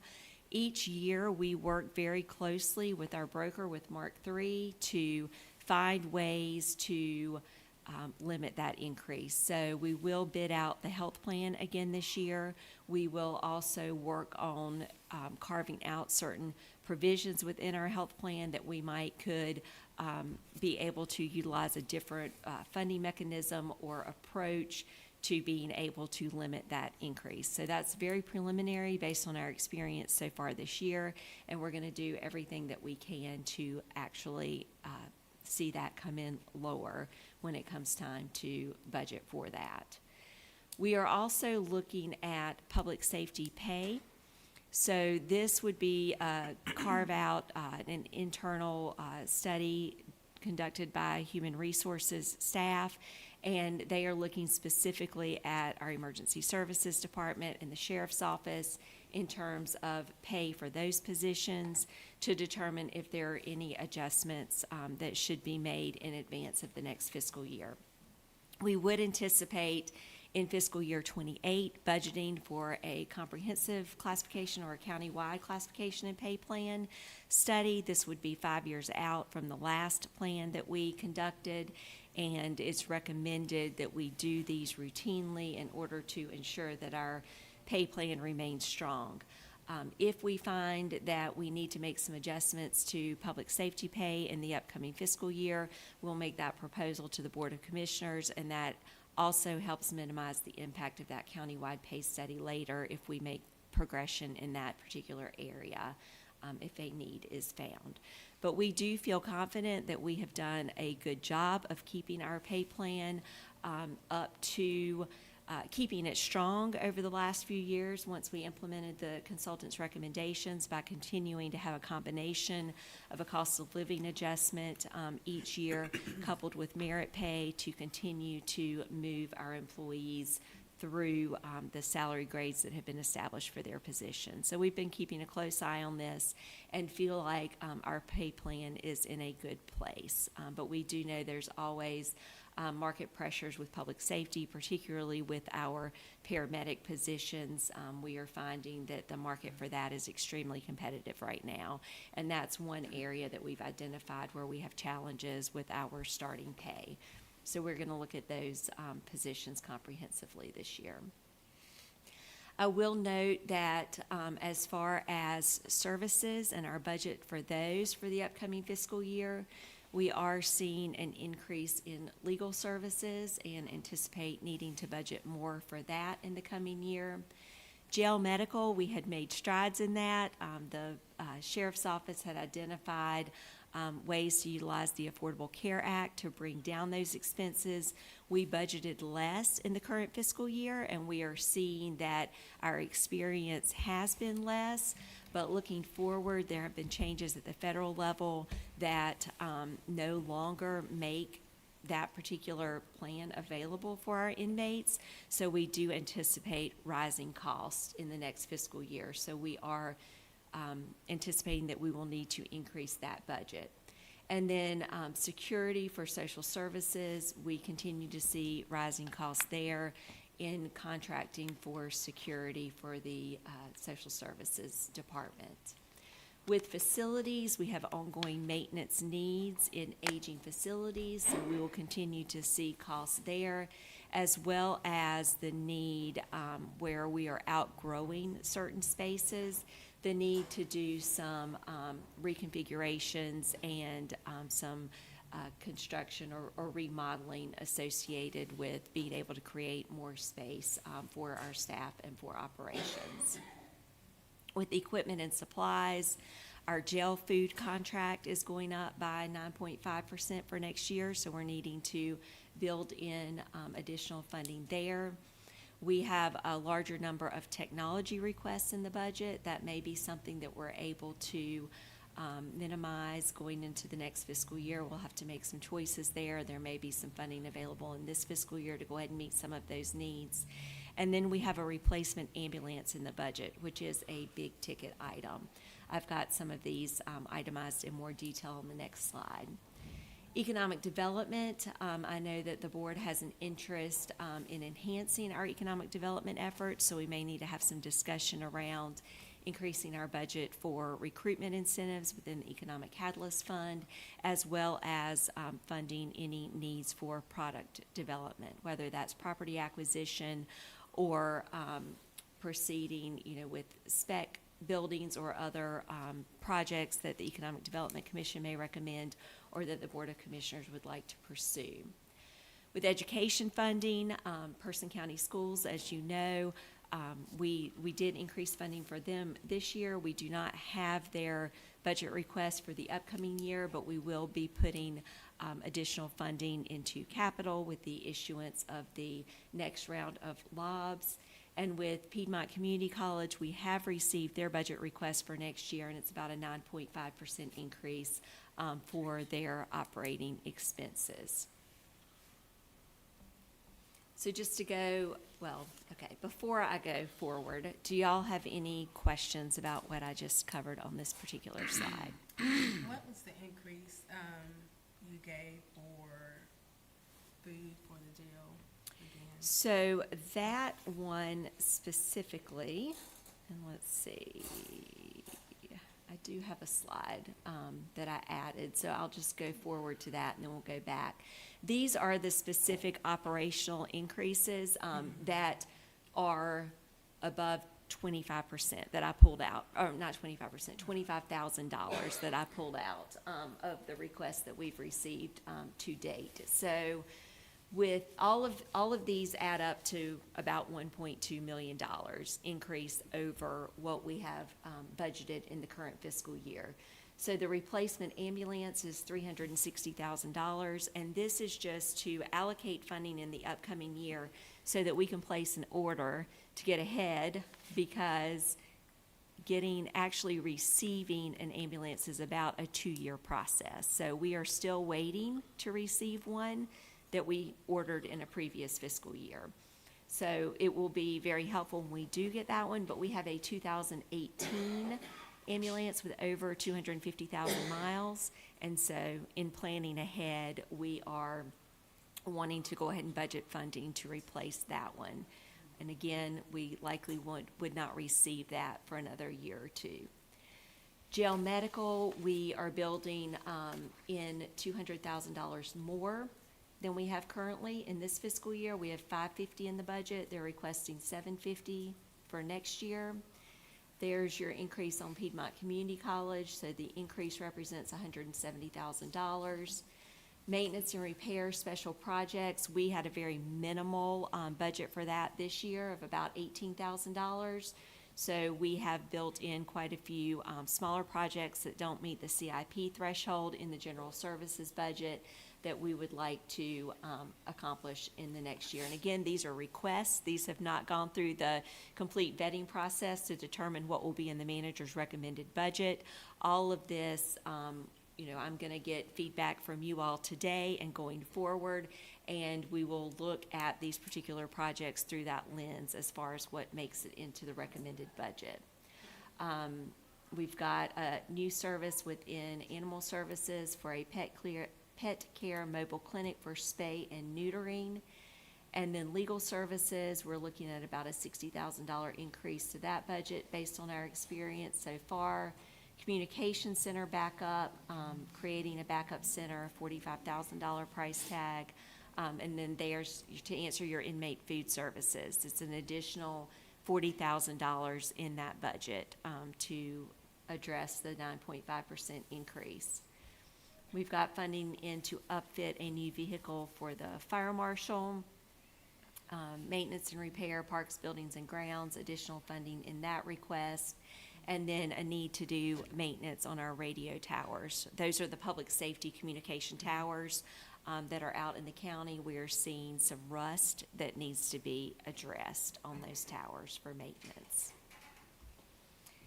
I had a comment on the jail medical. We Yes. just had the quarterly director meeting for the Association of County Commissioners, and we have a new president as of January, and each year the president has an initiative that they want to focus on for the year, and there's some funding set aside for that. So this year, our president is a retired pharmacist, and so his focus is on health care for all counties. And as part of that, they are going to be working with a research organization on 3 white papers. And one of them is focused on the medical costs associated to inmates, because all the counties are experiencing that. And they had, everybody had their own stories of, a single inmate with $10,000 a month in prescription costs, and, one inmate needing a surgery, and then all of a sudden there's millions of dollars incurred. So that's one organization that's working to try to figure out a solution for this, although it'll, be some time in the works, but, I think that's gonna be coming to the forefront for more than just local governments. Yes, it is, and I have gotten a request from the NCACC to provide information for that particular study, so we will do that. And I also want to note that our sheriff's office has taken some very proactive steps to try to address these rising costs.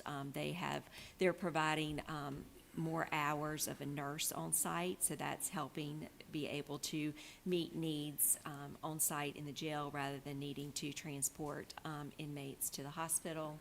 And they have taken, as you know, we've talked about the Affordable Care Act and the coverage, but they are looking at all different avenues that they can identify to try to minimize the cost and be more proactive in the services that they're providing. Okay, so let's see.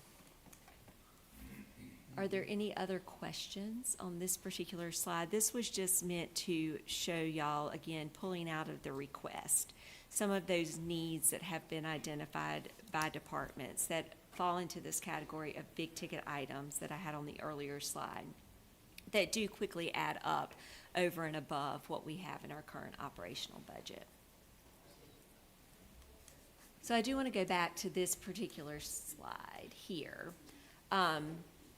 As Russell noted in his presentation on revenues, talking about the penny and the value of a penny on our tax rate is a big part of our conversation.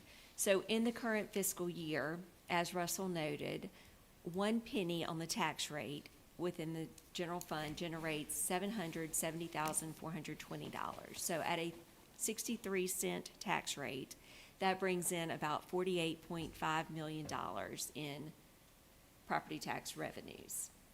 As we look ahead to fiscal year 27, 1 penny is estimated to generate $795,188. So on a 63-cent tax rate, that represents $50 million in property tax revenues. So you've got about $1.5 million in natural growth in the tax base through mainly the state appraised properties and other development that is happening throughout the county that will cover that operational increase that I showed you. But in the mix, we're also looking at, well, what increases does the school system anticipate? We will likely see increases in our personnel expenses. So this $1.5 million likely will not go all the way in covering the increased expenses that will be requested for the upcoming fiscal year. We will, of course, there are many other revenues in the mix. We have the sales tax, and we will hope to see growth in that in the next fiscal year, as well as interest earnings. We have a fee schedule, so we get those fees for certain services. So all of this will be put together so that we can get a good picture of what we are anticipating going into the new fiscal year as we put all of these puzzle pieces together. But I did want to show you that 63-cent tax rate and what that represents from year to year in terms of growth from this year to next. And then the next part of this slide shows you, so there's been conversation around potential reductions, and I wanted to have some conversation with the board about, is there an interest amongst the board for us to look more closely at reducing the overall budget? Exactly what are we considering when we talk about budget reductions? Is it the entire budget? All funds together is $109 million almost. Is it the general fund budget, which for the current fiscal year is $85 million? Or are we really talking about the tax rate and the money that we're generating from our tax revenues, which again in fiscal year 26 is $48.5 million? And just to show you what percentage of each of those categories that represents, I've continued out the chart. If you're looking at the overall budget, 5% of the budget is $5.4 million. 20% of the budget is $21.8 million. If you're looking at the general fund, 4.3 million is 5%, 17 million is 20%. If you're looking at property tax revenues, if your goal is to reduce the property tax rate, then reducing the rate by 5% is generally going to reduce the budget by $2.4 million, or 20% is $9.7 million. So I would, we usually use as our starting point for the budget planning process, we use kind of our current as the baseline. So we would be plugging in 63-cent tax rate. We would be plugging in any other increases or decreases that we are anticipating through our other revenue sources. We're plugging in all of the expenditure requests, and then we're looking at where do we see a difference, and then what do we need to do? Do we need to cut back on those requests to get to the revenues, that kind of baseline revenue? Or do we need to look, because I anticipate the requests are going to be more than our revenue projections, although I don't know exactly what that gap will be at this point. Or do we need to, at the staff level, look at trying to trim back even more? As you know, last year to get to that, my recommended rate was 64 cents, and then the board worked through a process to get it down to 63 cents.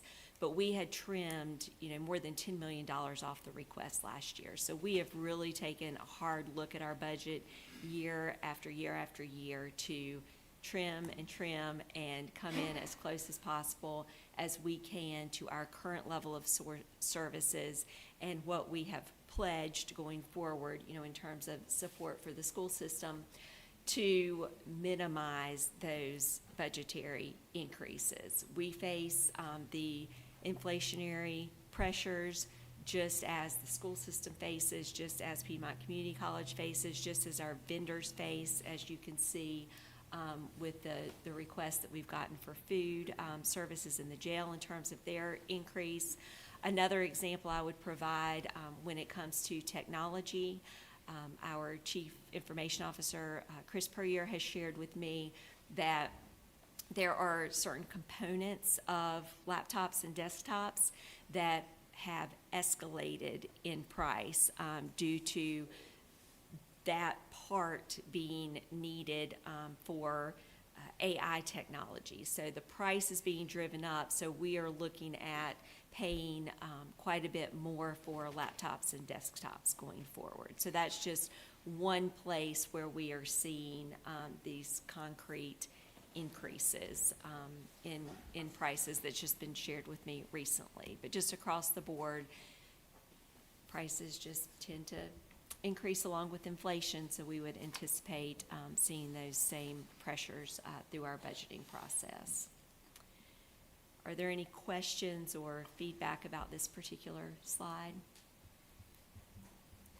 I mean, is this where we want to have the discussion? I can go back to this. Maybe we go ahead and finish out the rest of the presentation, and then we could come back to this so you have complete information if y'all do want to have further discussion about this slide. Okay. So as far as capital planning goes, we're in the process of putting together the recommended capital improvement plan. Our current fiscal year 26 CIP is $13.8 million. That does include the LOBs for the school system because we anticipated issuing that in the current fiscal year. Our annual target, you heard Andrew talk about PAYGO. So we are funding our CIP from the general fund in the amount of $3.2 million each year. Those are the PAYGO projects that we are not financing. We are just paying to do these projects each year through general fund dollars, and that's $3.2 million.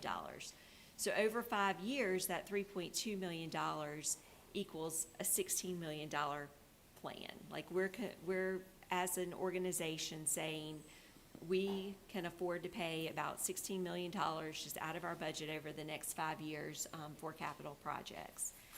Our request for fiscal year 27 came in at $9.5 million, and that's from county projects, school system, and Piedmont Community College. Over the 5-year plan, requests totaled $132.2 million. So compare that to what we're saying, $16 million for the PAYGO. The only way to accomplish these projects is going to be to create additional capacity in the debt model to move forward, if that is what ultimately the board decides to do. Right now, and these numbers could change, we have about $5.4 million of projects in the fiscal year 27 CIP. Again, this will be presented at the beginning of April, so some things could change between now and then. But we have identified some additional funding sources in terms of allocating fund balance, utilizing some available ARPA funds, pursuing grants, and using the Community Development Projects Fund that Republic Services contributes to each year to go from that $3.2 million PAYGO to a $5.4 million plan in the upcoming fiscal year. So some of those projects currently that are in the plan for funding, and again, this could change, but it includes interior improvements to the Human Services Building, carpet, painting, improvements to the cubicle areas. Within the Law Enforcement Center, continuing the project that we began in this year for plumbing upgrades, which have made a significant impact. Senior Center, a new roof on the main Senior Center building. Sheriff's Office, car camera upgrades. Detention Center, body scanner that has been proposed. Emergency Services, ballistic protection for those out in the field. Recreation and Parks, continuing our replacement of playgrounds to make them accessible. Athletic field light replacements. There's the splash pad, which is in the budget contingent upon receiving some grant funding to supplement that. Tennis court repairs at Huck Sansbury. And then with the school system, we will need to build in contingency, which is funded by the county to go along with the debt funding. And then various projects, including heat pumps, JACE controllers, exterior doors, and HVAC units. And with Piedmont Community College, various projects for the community college, IT system upgrades, HVAC water pipe insulation, door locking upgrades, and repairs and improvements that are needed to the elevator in their library, which doesn't work quite often. So that's where you get the $5.4 million total that we are currently working through in terms of the plan. Some things that are not included, let me go back, in the plan, or they're requested but not recommended for funding in the upcoming fiscal year. HVAC the installation of HVAC units at Helena and Olive Hill gyms, as well as painting in our gyms. And then this ESI rapid response unit for vehicle for emergency services, and that's the space cap or the truck bed cap. Emergency services building, so we've had ongoing conversations about that. That is not included for funding in the upcoming fiscal year. The school system requested window replacements, which added up significantly at South Elementary and Person High School. So those are not included in next year's funding recommendation, as well as other projects that were getting bumped out due to limited funding. So intercom, floor tile, exterior door, and playground replacements for the school system.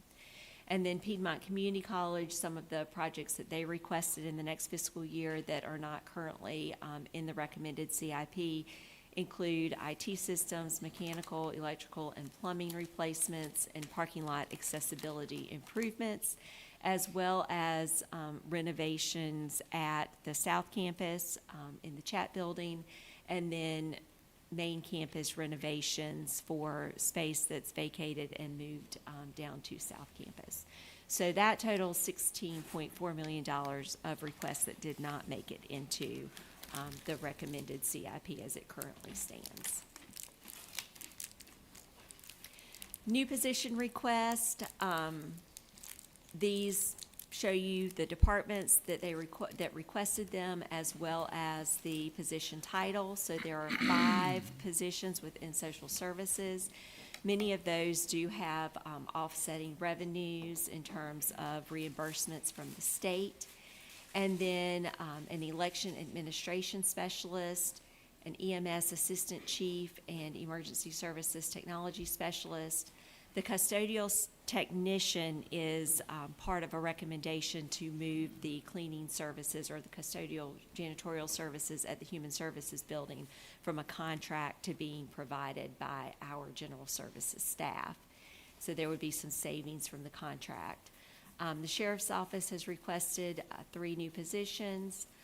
The soil and water conservation request is to make a part-time position into a full-time environmental education and support coordinator. And then 3 positions requested by the tax administration department, and these were recommended through the peer review that was conducted by the NCACC. This is a few of the positions that they had recommended. They had recommended several. So all of those have currently been requested and again are going through the vetting process.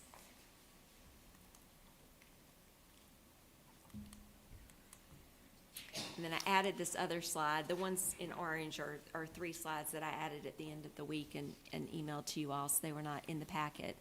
I know that there are questions from time to time about mandated services versus discretionary services that are provided at the county level.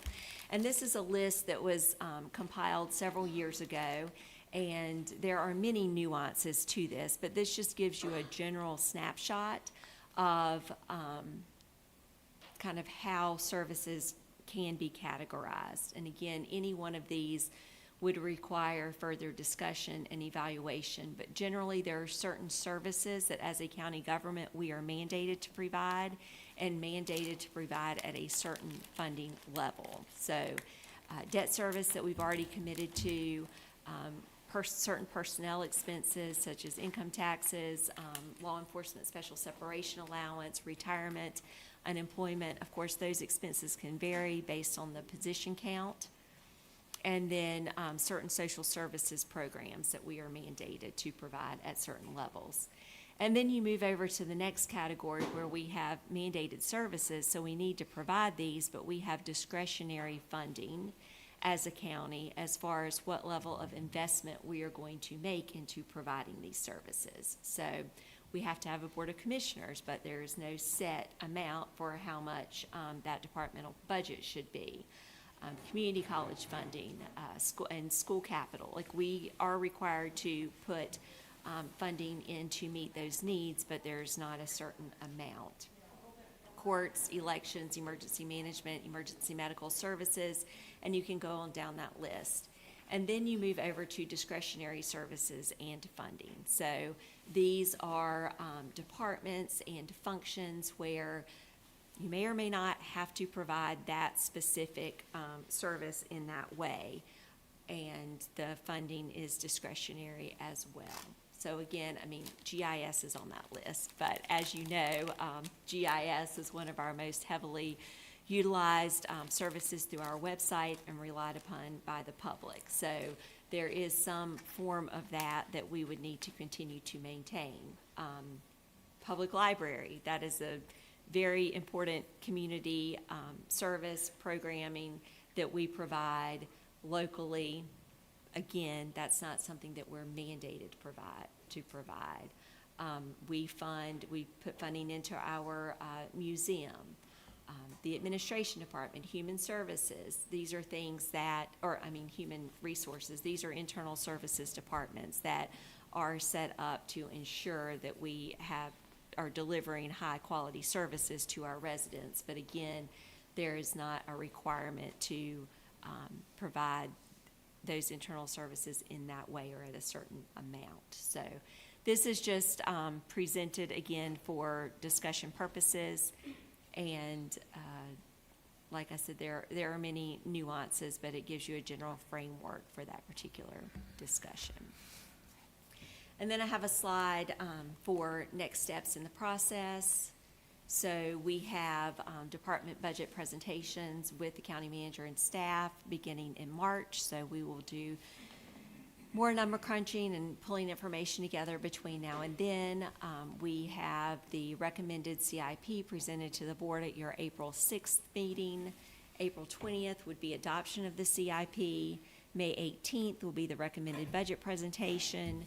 June 1st will be our budget public hearing, and that allows opportunity for the public to come and share their thoughts on the recommended budget with the commissioners. And then June 2nd through 12th are dates that are reserved for potential budget work sessions with adoption of the budget on June 15th. All right, so now I can go back to look at certain slides. This is an opportunity for questions and discussion. Discussion by the board? Yes, the CIP highlights recommended for fiscal year 27 funding, that slide. Yes. With the, I was looking at some of the minutes from the opioid settlement committee. So the body scanner, I thought I saw on there that was part of what they wanted to use some of their funding for. I may have read that wrong. So that has been. From the opioid settlement money. Right. Purchasing a body scanner for the detention center. Yes, and so that is how the request was originally submitted and proposed, and we have looked closely at that as a funding mechanism and determined that we cannot use opioid settlement funds for the body scanner. We have checked in with the state, and it's part of that memorandum of understanding at the state level. It prohibits utilizing the funds for that particular purpose. So as of right now, the way that I have the recommended CIP structured, funding for that would come from the remaining balance of ARPA money that has not been designated. And what is the remaining balance? It's about $204,000. Okay, so that would take that. Yeah.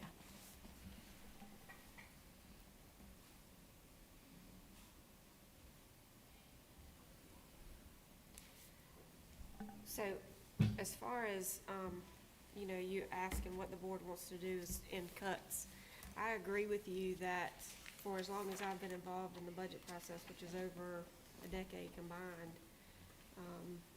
it's always been requested that the budget request be flat, zero-based, flat. And in looking at the position requests over the last 6 years, that would be, even if you added all these employees, that would be less than 6% increase in 6 years. Those positions, we were told again at the NCACC meeting that we should probably expect to see requests from DSS because of the big beautiful bill changing some requirements about screening for some of the benefits. That's gonna take more staff to do that. Right. And I think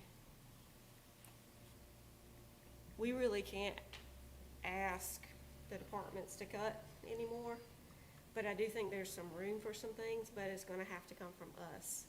Because with what's been given to them through policies that have been approved by the board and committees that have been created by the board, that they have to provide staff for, those are things that we have to change, that they can't change. So I'll give you an example of DSS and Sheriff's Office asking for these positions. If you go through and look at all the boards and committees and the policies that require those two departments to have staff present, it's quite significant. Nancy has a part-time position requested, essentially, since it's already part-time funded. And I wonder if, Nancy supports two boards. And one of those is the Environmental Issues Advisory Council, which I looked for their purpose, and it is to advise the commissioners. I don't recall a time when this board has ever asked them to advise on anything. So I think with all the boards, and that's just one example because there's a position requested to support that function in some capacity, it's time for this board to go back and look at policies that have been approved, you know, maybe long ago, boards have been appointed, maybe long ago, and those may not be immediate savings of significance, but time is money. And I see a lot of staff time spent on things that I don't know if the original need and motivation for setting it up that way is still there, or if it's still practical or feasible, or if those departments were even consulted when the committees and boards were formed and policies were formed, that required them to provide staff support for. So that's one thing that I think between now and June, we should do, whether it's a subcommittee that evaluates those things. The rest of the board doesn't know, but I met with the manager and the HR director for 45 minutes before our last meeting with some questions about some stuff that were in the personnel policy that we were approving, to say, is this state mandated? Is this something Person County has put into place? And then, like the increases with legal fees, we should look at what that's mostly being spent on and see if there's ways we can reduce it, you know. So that's the way that I think we're gonna have to reduce it. The work's gonna have to come to us this time, not the departments. And we're in a unique position because we have 3 commissioners, 2 who are officers who aren't seeking reelection. So, I mean, that's a majority of the board. And to add what you were saying, when I was looking at the position request, we did request a peer review from NCHCC regarding the tax office. And in their recommendation, we asked for the review. They recommended that the tax office, they needed these positions. And we asked for, you know, their feedback, their review of the tax office last year. So again, and with social services in the past, we had consulting firms to come review the agency, and the same thing, they need X positions. So I agree with you, what you're saying with the positions, because some of these things we asked for and recommendations came back, this is what you all need. So we have to think about that in terms of when we're looking at position requests and other requests from these agencies in the county. And I think, you know, every entity that has funds, whether it's an individual's personal budget to any size organization, has times of contraction and expansion. And I think that the local government expands slowly, but does expand and doesn't maybe review when it's time to contract. And I'll use the Economic Development Commission and Department as an example. So we're gonna discuss this afternoon whether that is ready to go out a little bit more in the private spaces at time. Has it been kind of a, definitely needed to be fully public in the past. And we've set a framework for it to go now to somewhat more of a private ability as far as other funding sources. And, you know, and I think the same can happen with some of these other boards and committees. Has the county provided a framework for them that they can now take and do without support of county staff? And then the staffing there, it was 1 to 2 people up to the end of 2022. And at that time, there were RFIs coming in every day for mega site level projects. And they were extensive, very time consuming, and we don't have that now, and that's not gonna come back at that level. They were supporting 2 boards administratively, and, you know, all that goes along with PCBIC owning property and having monthly expenses, that's gone now. AI has come in and made marketing and promotion and all of that a lot faster, and, you know, so are there time for other departments?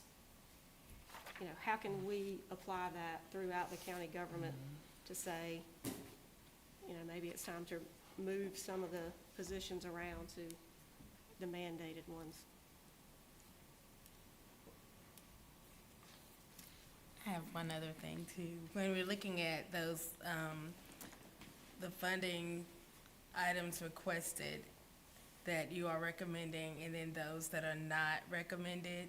When these items came in from the agencies, were they like prioritized And in you're- any way? And I know you have a way of making a decision, like what you're recommending and what's not recommended, but when the agencies presented these to you, or each department, was it prioritized in a way where, okay, this is a top priority for them, so maybe we can't do it this year, but look at it next fiscal year?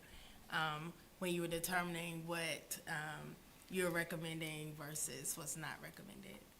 As far as the CIP goes? Yes, I'm sorry. Yes, those were prioritized. Okay. So each department prioritized their projects, and the school system and Piedmont Community College also prioritized their projects. So that was taken into account. And we did have meetings with each of the departments that submitted requests, as well as the school system and the community college, to talk through those. And I also don't want to discourage departments. I think every department director should want their department to be the best anywhere. And I liked it when Tom came in and said, we need a new building with all the bells and whistles.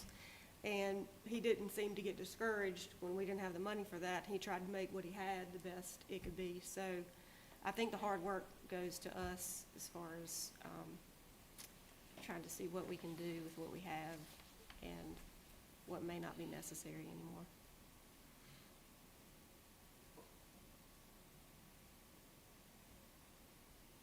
Any further comments? I will say, this being my final budget, I would look at any way possible to have the tax rate decreased, and take a careful look at all the expenditures and the revenues. And as we get closer into the budget, I'd like to look at the actual take-in tax revenues that was, as Russell said, his conservative estimates sometimes are conservative, but they are just that, and any additional revenue coming from that, and also take a hard look at revenues from EMS and our, traditional avenues of funds coming in. And for the CIP, I don't know, I guess this is not everything that's included in the CIP, but last year, we discussed doing the building, the county facilities assessment. We've got that on here as a big ticket item for maintenance and space. And I don't know how we can look out over the future without knowing. So we will get that kicked off in this fiscal year. We have funding for it. And, oh, sorry, go ahead. Well, there was one other thing a few things that got brought up last year that never materialized over the past year. So one of those was the purchasing policy prioritizing local. So I would like to make that in the form of a motion this time, that we would be brought back at our next day meeting, a purchasing policy that prioritizes using local. We're funded by tax money and sales tax money, property tax and sales tax.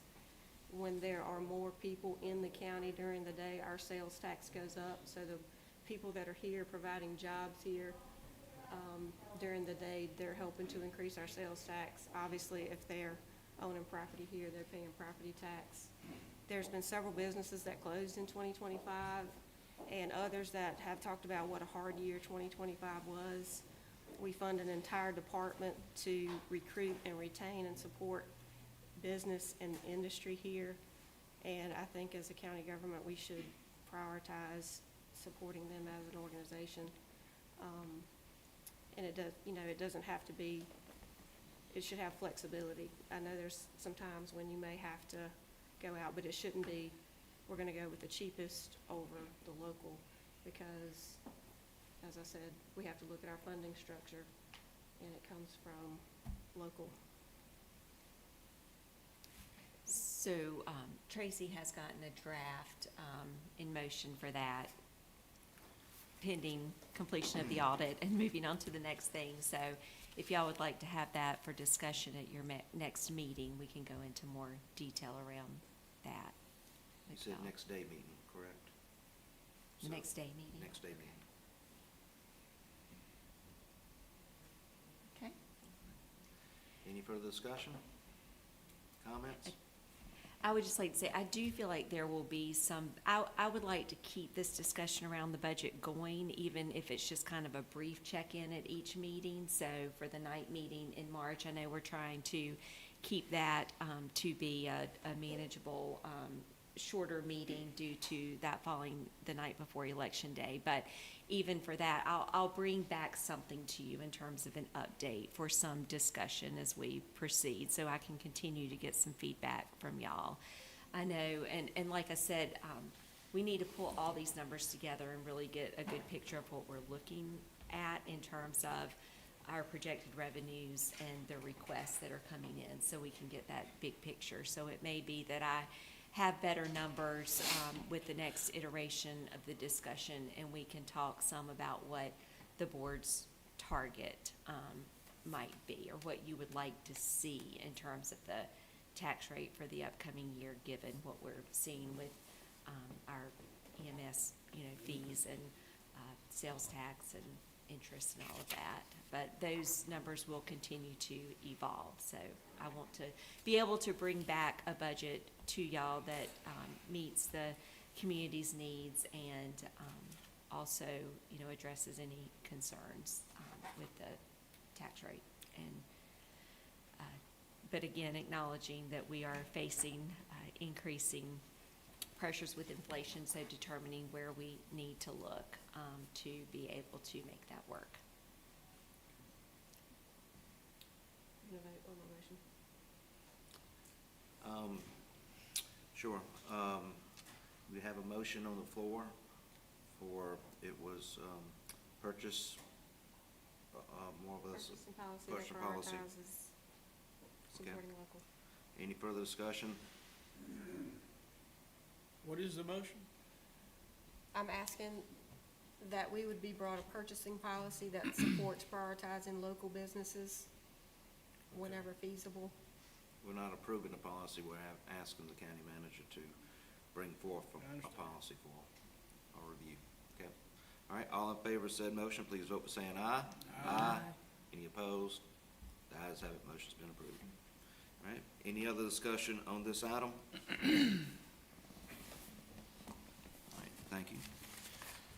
All right, moving on to item number 7, closed session. Do I have a motion to go into closed session number 1 per general statute 143-318.11 for the purpose to consult with the county attorney in order to preserve the attorney-client privilege in matters related to the following lawsuits: Person County versus Reeves, Person County versus Yarborough, and Hot Rock Haulers versus Person County, with the following individuals permitted to attend: County Manager Kathy, Clerk to the Board Michelle Solomon, and County Attorney T.C. Morphus Jr., followed by closed session number 2 per general statute 143-318.1 for the purpose to discuss personnel with the following individuals permitted to attend: County Manager Kathy, Clerk to the Board Michelle Solomon, and County Attorney T.C. Morphus Jr. Do I have a motion to go into closed session? One thing, the personnel, I think, is a continuation of the last one where the HR director was present, but the clerk was not, so I don't know if we need to switch that out. I'll amend the motion, I amend the motion to include the HR director if And then needed. the county attorney is not here, so should we postpone this until? He's Okay. scheduled to be here at 11:30. He's Right, gonna and be we're here. gonna go upstairs for the closed session to the board meeting room. So this area will remain open if anybody wants to be here. And do we have a set time to reconvene after the closed session? At this time, we will reconvene, scheduled for 12:30 in open session. All right, all in favor, please vote by saying aye. Aye. Any opposed? The ayes have it, motion's been approved. We're now in closed session. So who's gonna watch over all this He stuff? may be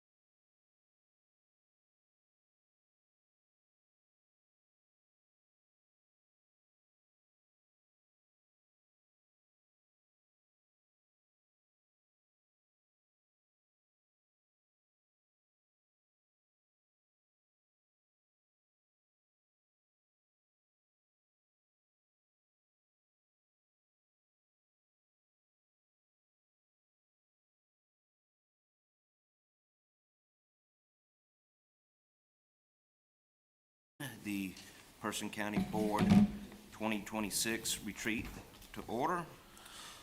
Item number 8, Economic Development Organizational Structure, County Manager. At the last board meeting where you considered the information provided regarding the local governmental employees retirement system, the board requested that EDC representation attend the budget retreat to have some further discussion from the EDC perspective regarding possible organizational changes to the economic development structure. So we do have the EDC Vice Chairman, Philip Allen, here, as well as EDC member Kenneth Perry, representing the Person County Economic Development Commission today. So we do have seats for them up here to join you at the table and handheld microphones for them to join in the discussion. Absolutely.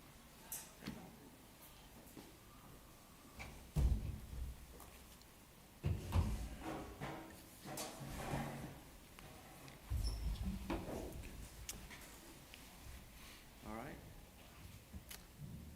So, what are, I guess we'll start off in asking, the EDC members their thoughts on a potential restructure of EDC, more or less going private. Okay. Test.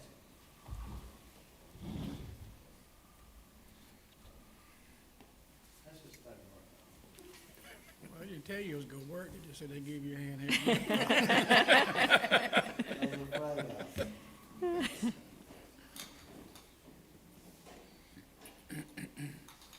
don't really dig, I got a loud voice anyway. How about that?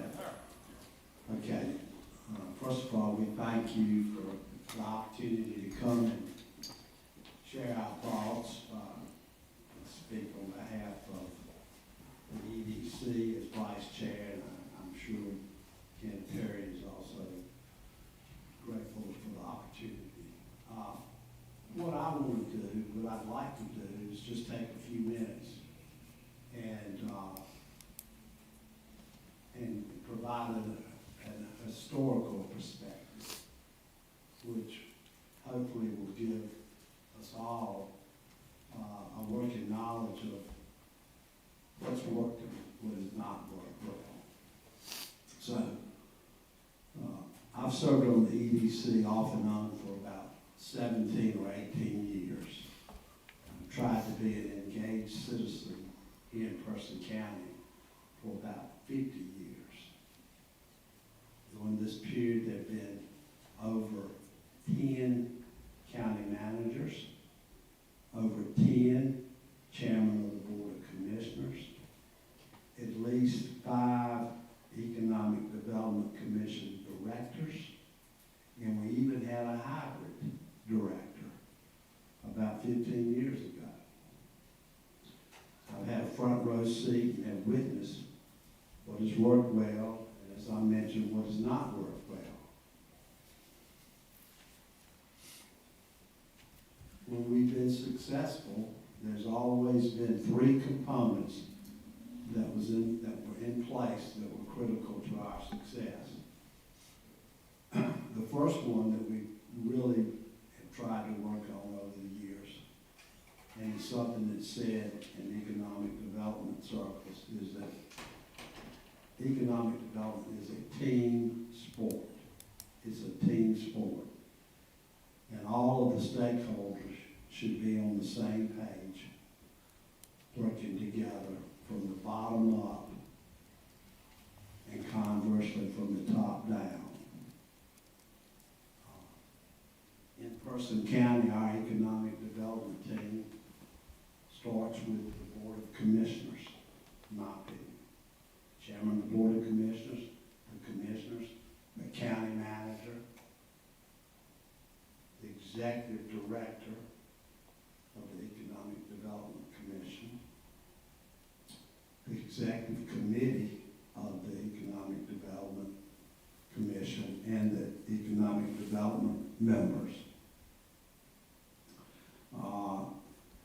We must always, we really, in a lot of ways,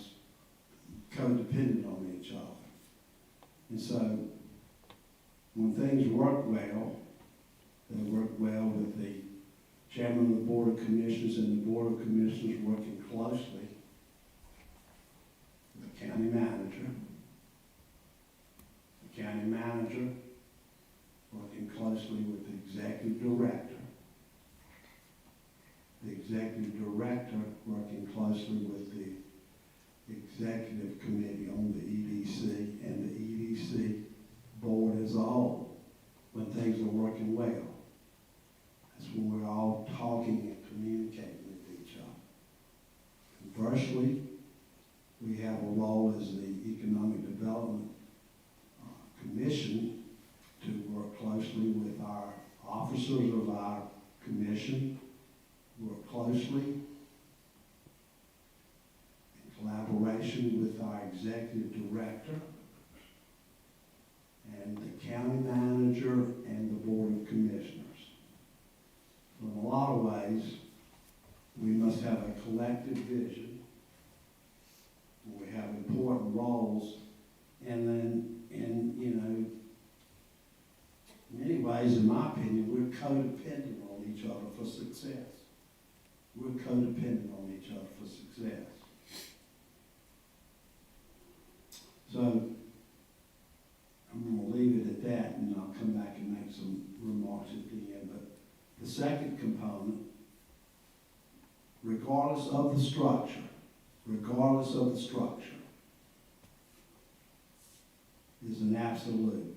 We must have product. We must have product. In the development world, there's a saying, there's no project without product. Product can be industrial sites, it can be buildings, or it can be the capacity to develop buildings on sites. Donald, why did Amazon come to Preston County? Because we had what? The mega site. Okay. Why did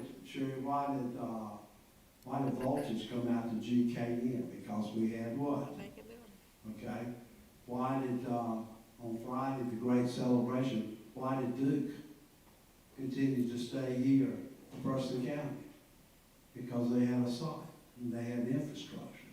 There was product in place. Why did Spuntech come to Preston County? Why did,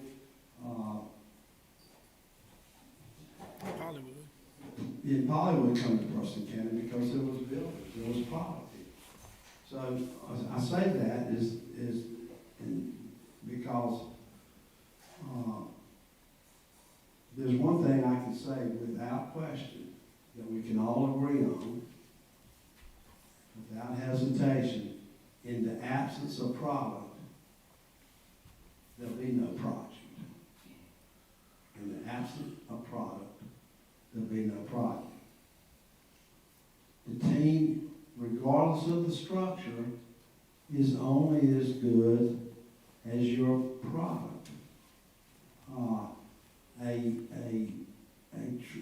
I'll give this example or analogy. Good friend of mine who just passed away, Bill Dallas, ran the Bouverie for 50 years. Maybe one of the greatest salesmen I knew. If you went in that place, there's a good chance he wasn't going to let you out the door till you bought at least one pair of shoes.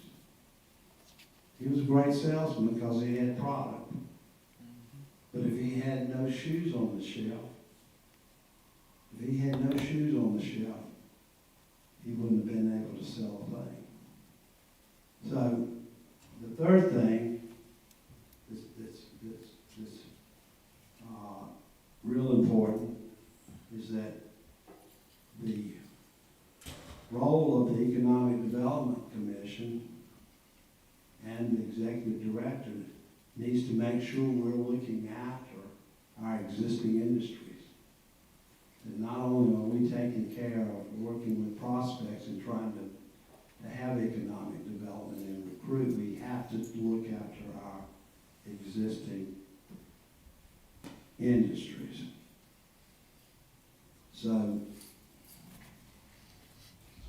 when I think about the structure think about what has worked well in the past.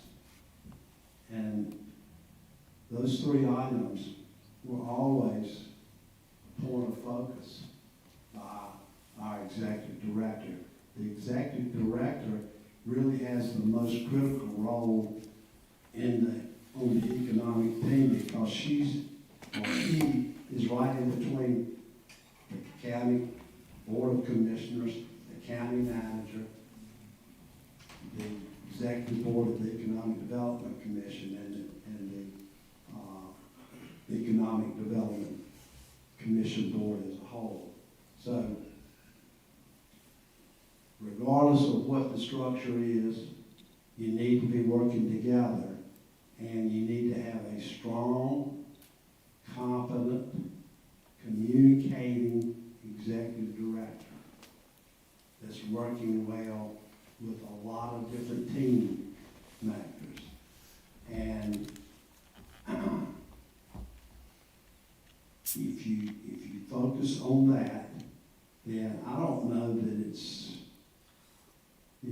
that, I'll say this, if you've got product and you focus on a strong person in that position, regardless of who it is, then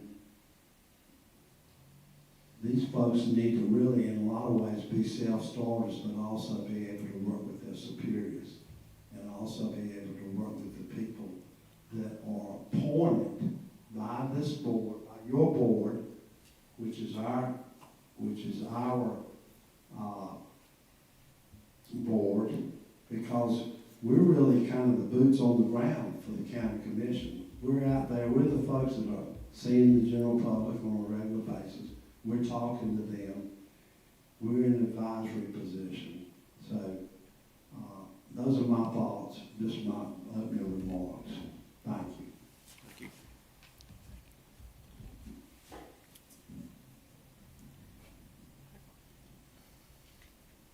Mr. Perry, did you want to add to that?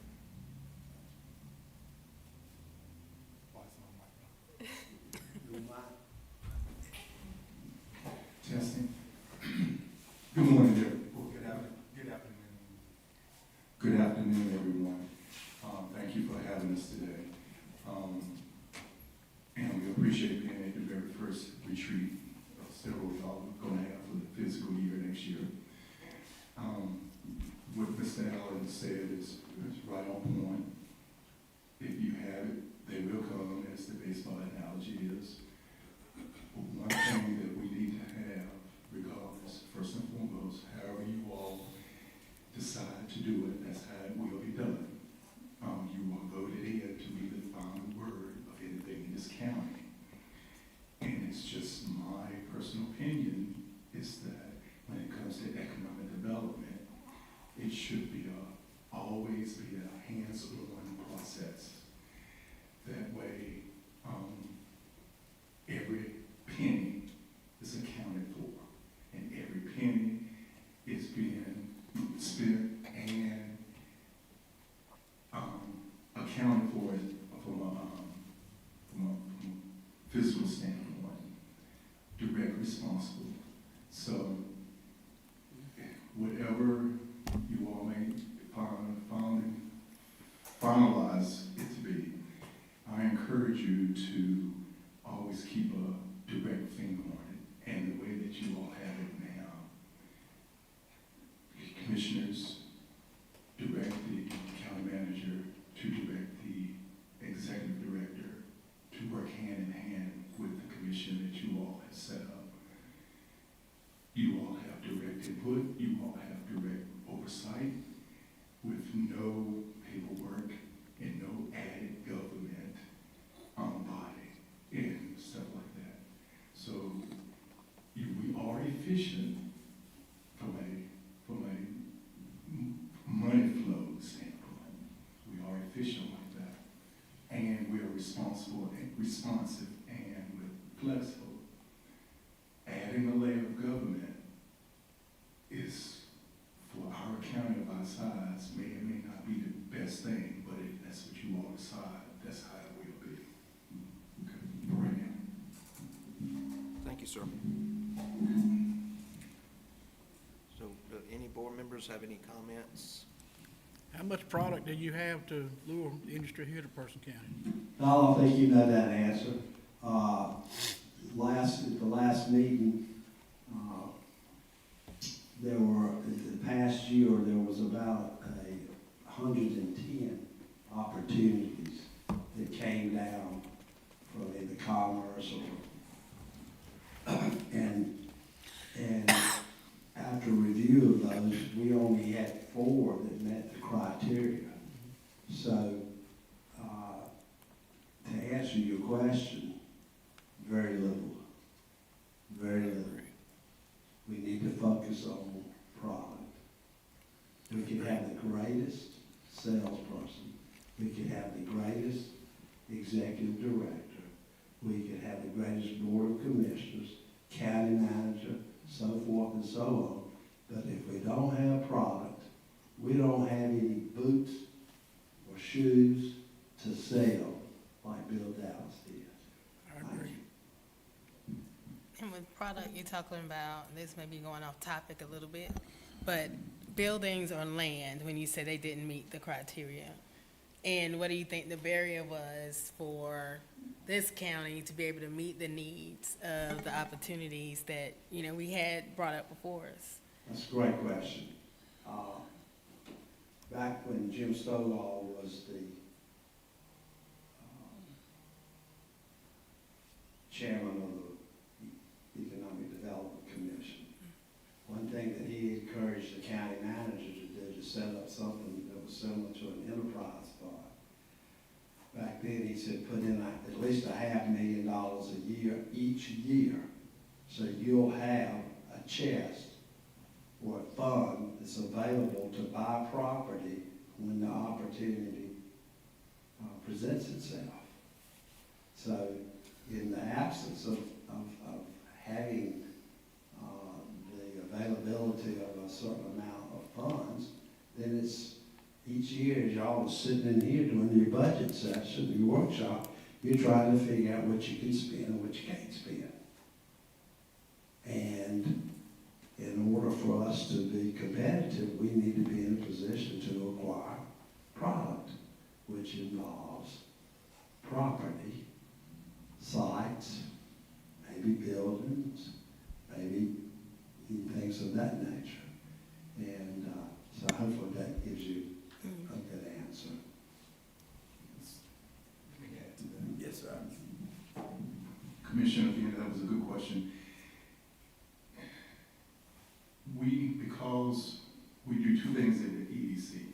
One, we foster and encourage and help support our local businesses, first and foremost. But our directive from you all has been to recruit new businesses in. And whether you agree with it or not, new businesses from the outside looking in want certain things. And in the 90s, when I was on this board, on the EDC board, it was more, do you have land available?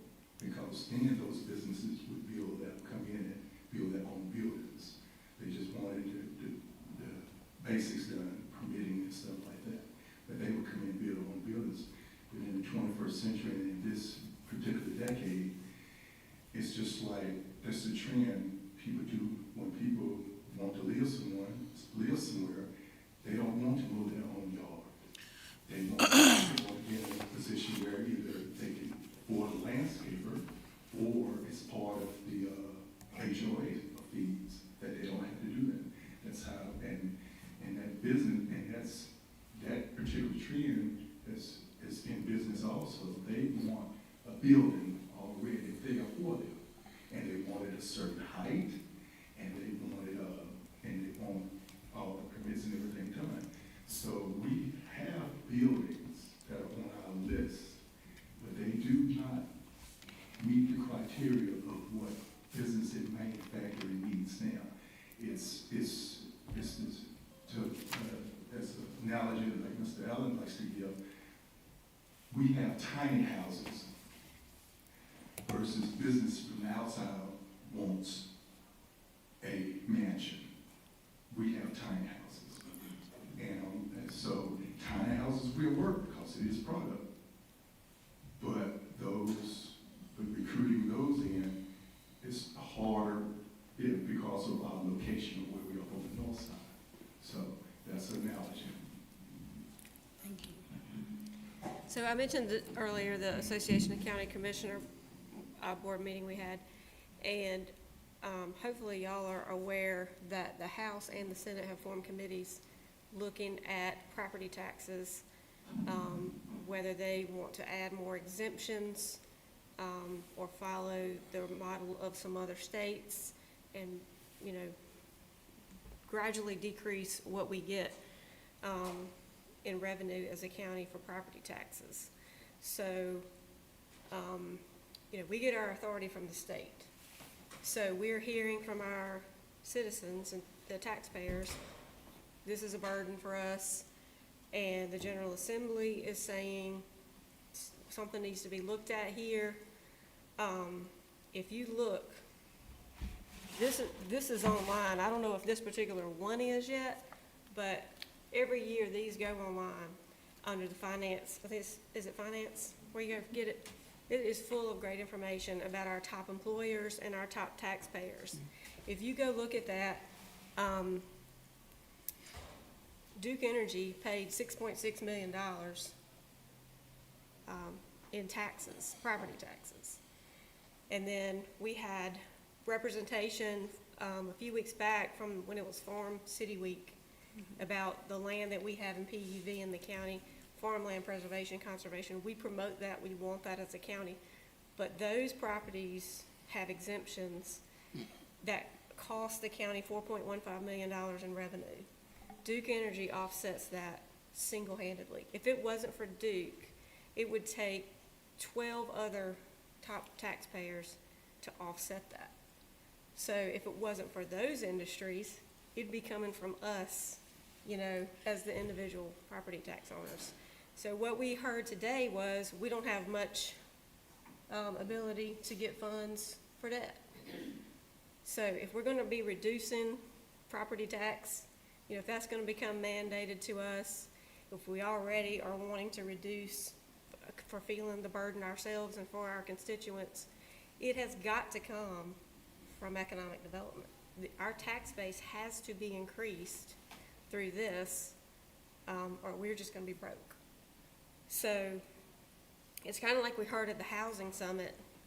If you want these developers to come here, the biggest thing you can do as a public body is be a friendly regulatory climate, and it's the same thing for industry. We are getting away from that. We have been getting away from that, beginning with that UDO process. Yes. And we are still going in the wrong direction in some ways with that. So we had a very successful economic development week last week where, since our last meeting where we had the housing summit. And then we had the meet and greet with Voltage, the new company. Then we had the groundbreaking with Duke Energy. And I cannot go anywhere in the state where I don't have people say, you're from Roxborough, do you know Philip Allen? And it's all economic development related. He is a great advocate wherever he goes. If he's on vacation, if he's traveling, if he's working, whatever he's doing, he's a great advocate for our economic development efforts. And so we have to have everybody doing that. And it's historically been that rural counties have their economic development as part of the local government. The reason is there's just not enough money to go around to fund it when you need to fund the community college foundation, you need to fund the chamber. And there's that is a fear, I guess, that's part of it. So generally the funds will come from the local governments. But it's also been good to have, because you want that peer relationship with economic development and planning and zoning. But that has fallen apart. There hasn't been a monitoring of what's going on with our regulations and how it affects our economic development, and bringing that back to raise a flag to the EDC or to the commissioners. That has been happening as an interest of mine and Commissioner Long's. And you also want that so that there's a trust relationship with the commissioners when it comes time to ask for incentives. But what this current board has heard is, there's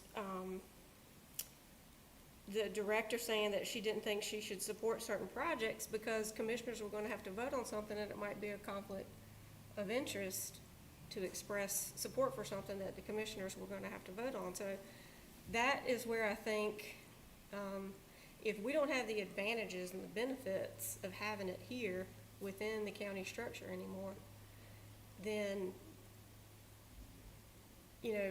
maybe we need to take it to where there's more autonomy for the commission as an authority, to be accountable for one thing, to have your funding structure set up such that when we have these announcements, you get more money. And then continue to be a strong financial partner, because this is growing our tax base, which is the thing that we need the most, as far as I can tell. So, to me, that's what we're looking at, and that's where we're coming from. What I'd like to hear from y'all is, you've already said your concerns are that there hasn't been enough cooperation, collaboration, that you need to be successful. Your concerns are that you don't have enough product. Well, you just got this report for the first time that there were 107 projects, only 4 could be submitted for, and only one of the reasons why would eliminate us anyway, and that was proximity to interstate. Everything else was, we didn't have the acreage they wanted, we didn't have the square footage they wanted, we didn't have the ceiling heights they wanted, and it can't be just dirt. It has to be a prepared site with some due diligence already having been done. So I think we are desperate for continuing to attract that tax base, and that can come from supporting existing industry and watching them expand, like Duke Energy and Spuntech. But it has to be something that we are being aggressive about. And we are just trying to figure out the best structure to support that.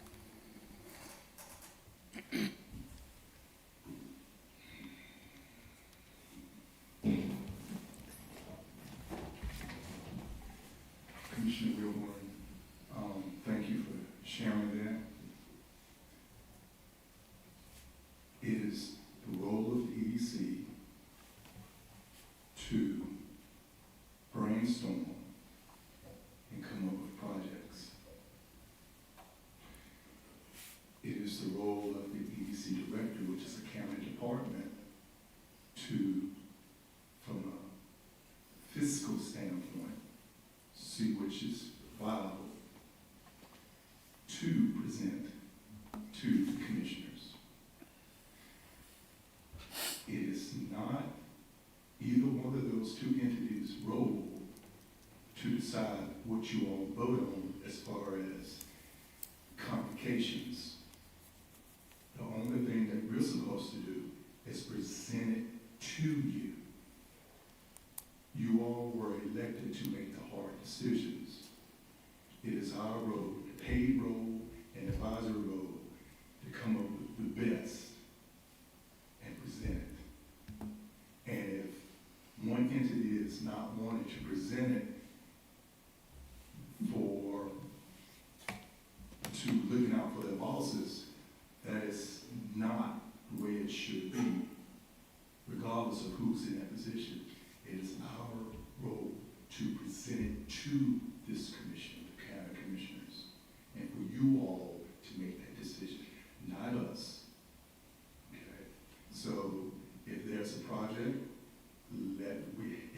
whatever the project is, as long as it's legal, legitimate business, we're supposed to present it, period. So that's my opinion of that particular, what you just talked about, this person not wanting to present it to you. So. Couple questions. You made reference to, you just heard this morning that because of our current debt, that we're in a position where we're not, we're limited in what we can borrow. Is that what you said? Is that what that's a formula with the local government commission, correct? That there's a certain amount of, that determines exactly what you can do and what you can't do. What was presented this morning is that there's limited capacity in our debt model, given our current resources. Okay. So if we were to assume additional debt, that may necessitate a tax increase in order to do that. So within the current means, there's limited Correct. capacity. Correct. Yes. Correct. The current revenue would not support, the current revenue, tax-based revenue would not support much more debt.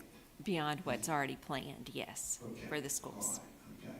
So, having said that, that's that's a very difficult thing that you, as a board, are having to address.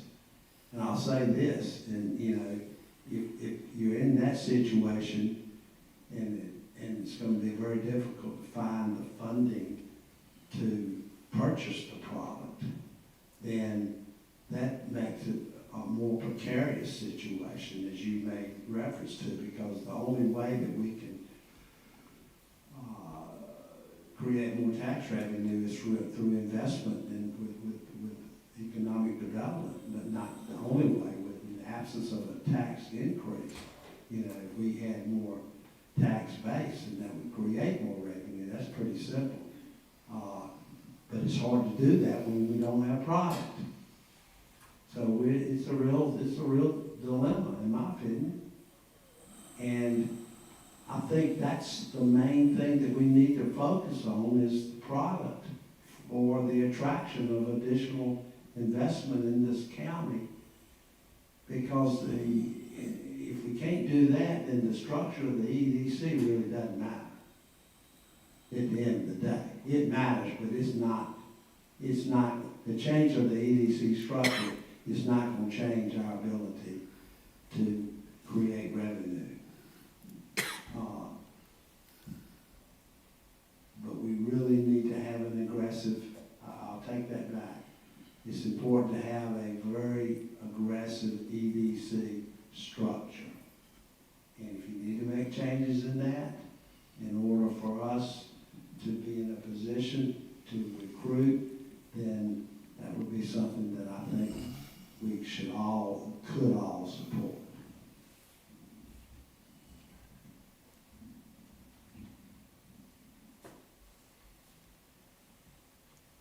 Any other comments from the board?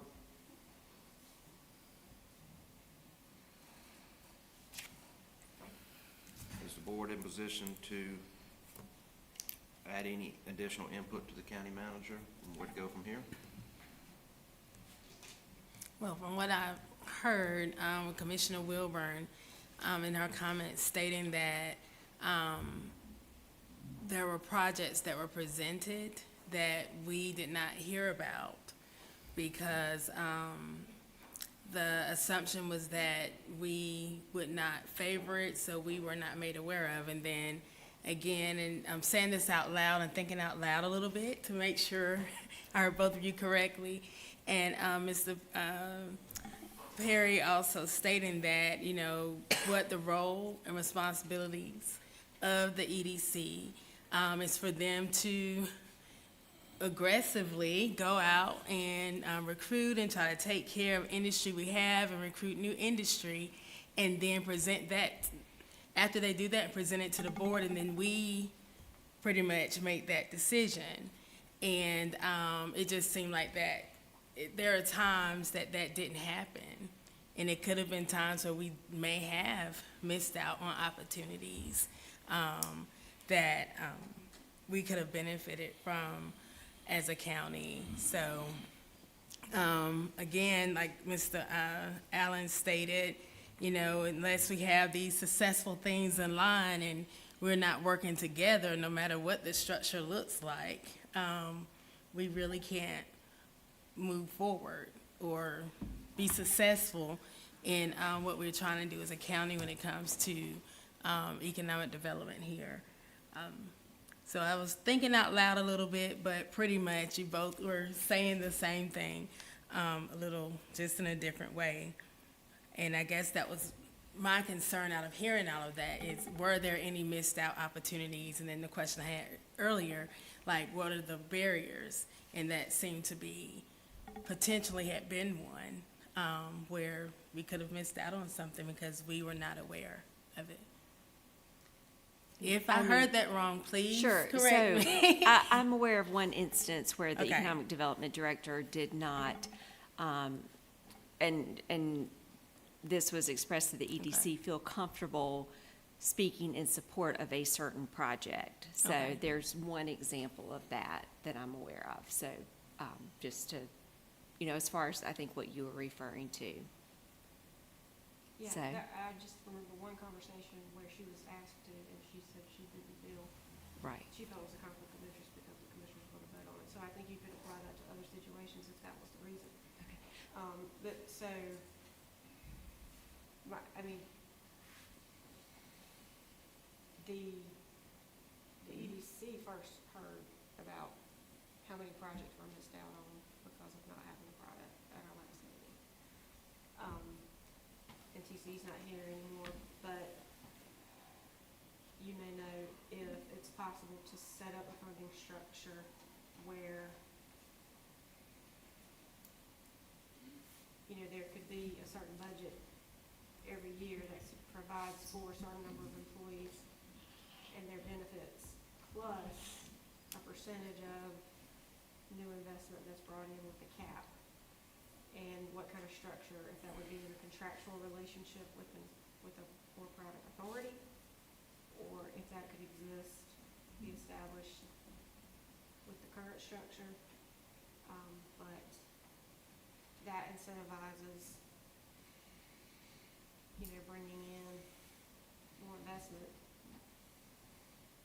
And, it's not committing the county to anything because you'd be getting the tax benefits first, sort of like incentives.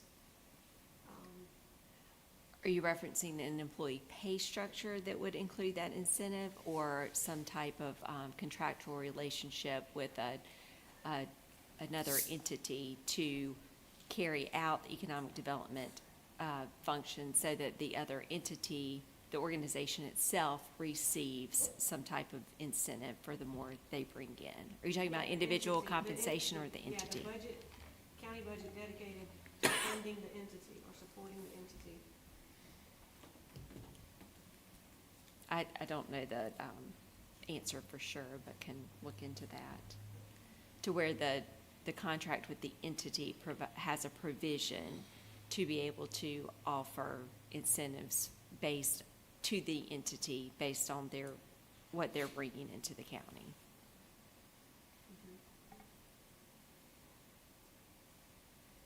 Mr. Chairman, I think what I've heard, and I know what I've witnessed over the last 8 years, is that there's two issues here. You have your structure, and then you have funding.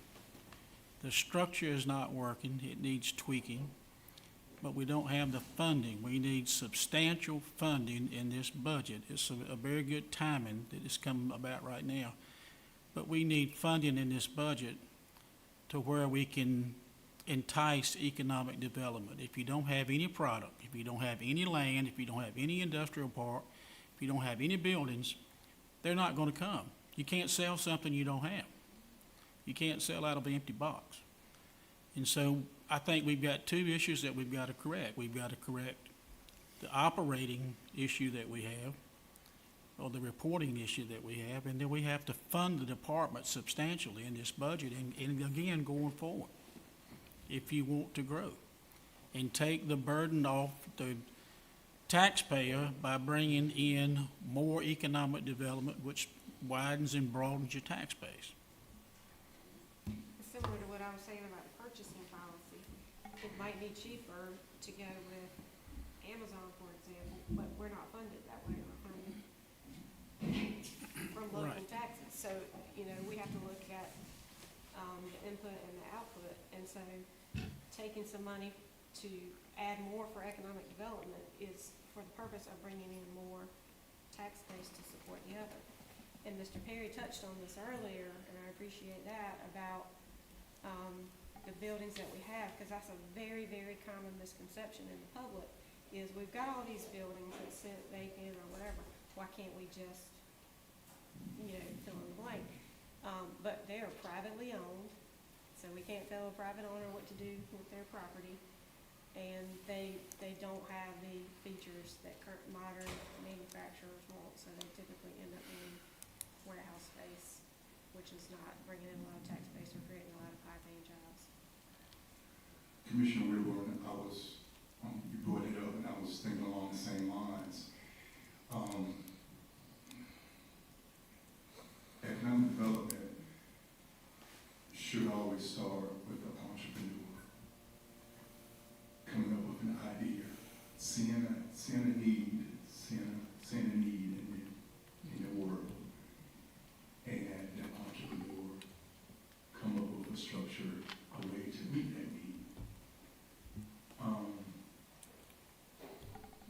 County power, we should also expand our thinking in the fact that it's not just up to our county government to fund it all.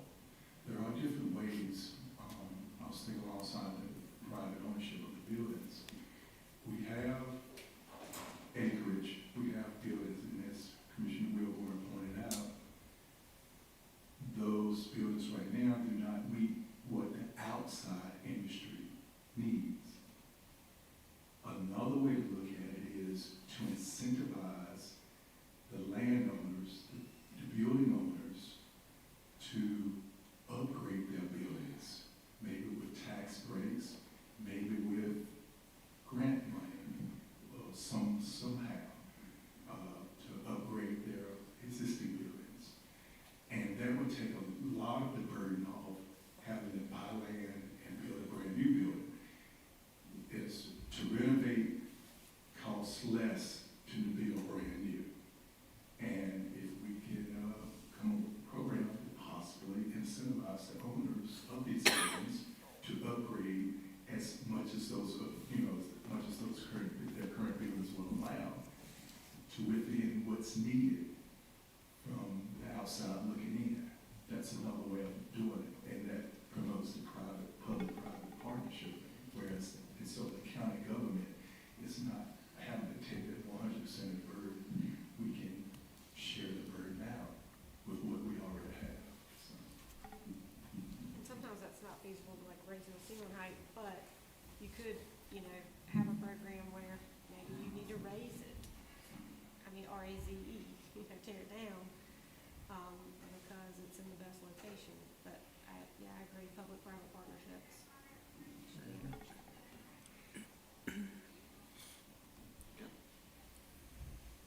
All right. Again, does the board have any direction to the county manager?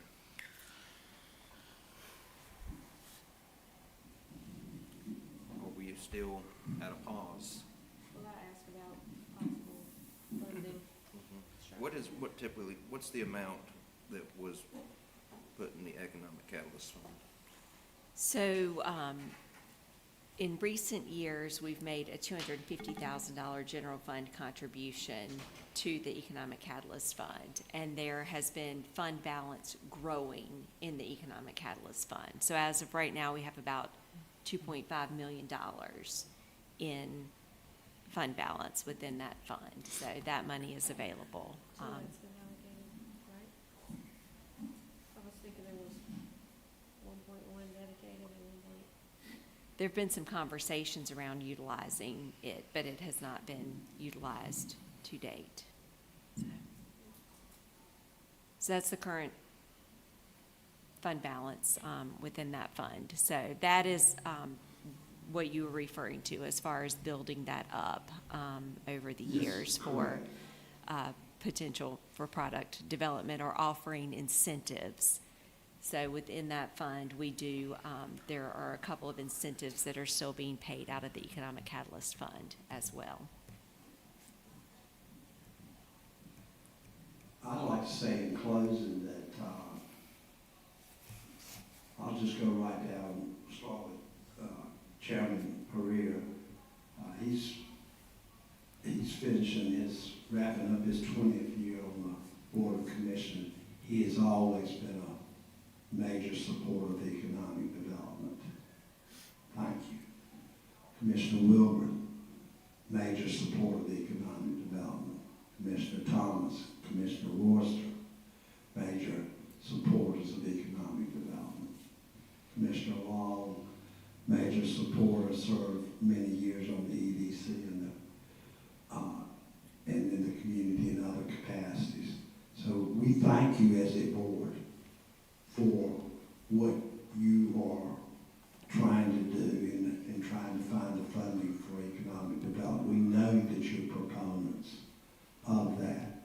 We know you're looking for ways to establish additional tax base. We know you have a difficult job, but we thank you for your efforts. We thank the staff also for putting these things together for us to have an opportunity to speak to you. I'll speak for myself, but I'm sure Mr. Perry would say the same thing. It's an honor to serve as volunteers. We appreciate you supporting us. We work hard for Person County. We want to make this place a better place to live for all of us. And we thank you, and we'll work with you, and we'll support you, and we'll try to move things forward as best we can. So thank you very much. Thank you. Thank you. All right. All right. All right, if there's no further comments, we appreciate you coming here. And I also like to point out, Kyle wanted me to wear the uniform, black vest, white pants, and light blue shirt that he had on. He was at the dentist, so he didn't get the memo, but anyway, we're trying to work together. Thanks. All right, thank you, thank you. All right, item number 9, strategic plan, county manager. Okay, so we are in the second year right now of the strategic plan. And when the strategic plan was originally created, which was adopted in February 20th of 2024, it involved creating various components to help guide the work of the county. So the board established a vision statement and a mission statement, organizational values, and 5 strategic focus areas with associated goals and strategies. So last year, during our budget preparation time, we did revisit the strategic plan and made some slight adjustments, revisions to that, and adopted an amended strategic plan effective July 1st of '25. So this is now an opportunity to relook at that as we go through the budget process and determine what may need to be revisited and amended in advance of the next budget process to help guide those decisions.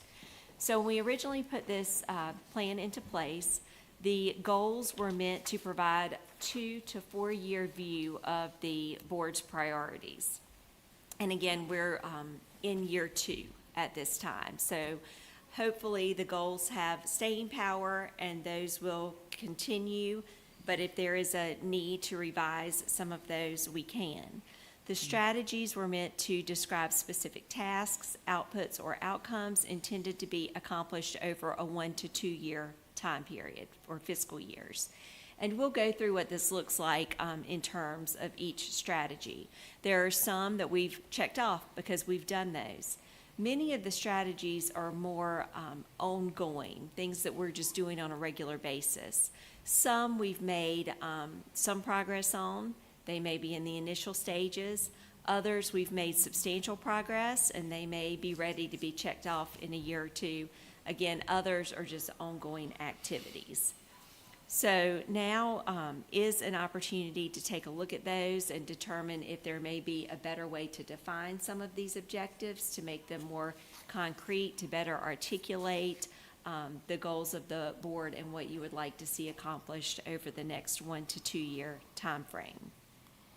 And we do not have to make all of these adjustments today. Like I said earlier, this can be an ongoing process as we go through the next couple of months in preparing the budget. So the plan is meant to be a guiding document for elected officials, staff, and volunteers, and we are reporting back to the board with quarterly progress reports. So again, these are the components of the strategic plan. I pulled this slide from the original presentation that I had made to the board when we first developed the strategic plan, and it just defines each of those areas that I just went through. And again, these goals are meant to be, have some staying power for 2 to 4 years, whereas the strategies are meant to be revisited more often. So as far as the goals go, we want to make sure that those support the mission and vision, that they are realistic, that they are understandable, and that they are measurable. So when we get to the strategies, these are what needs to be done to achieve the goals. Typically 3 to 7 for each goal. And some questions, again, are these realistic when it comes to the budget? Do we have the personnel and the funds to carry those out? Have we identified who is responsible for carrying out those strategies? And can staff report back on progress to elected officials and the public?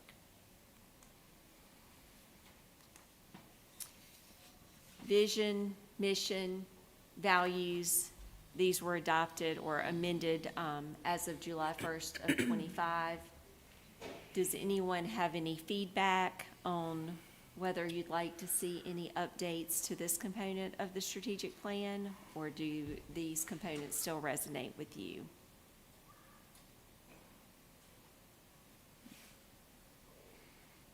Board members? I'm fine with it. I'm fine with it, still. Okay. So I've included a key here that uses, that will inform the icons that I've added to the strategic plan.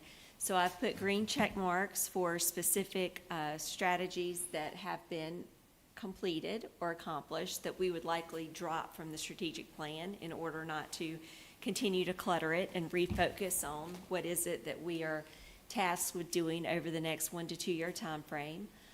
Stars indicate that we are making progress, and the red circles are not started. I did not find anything that we had not touched at all over the last couple of years.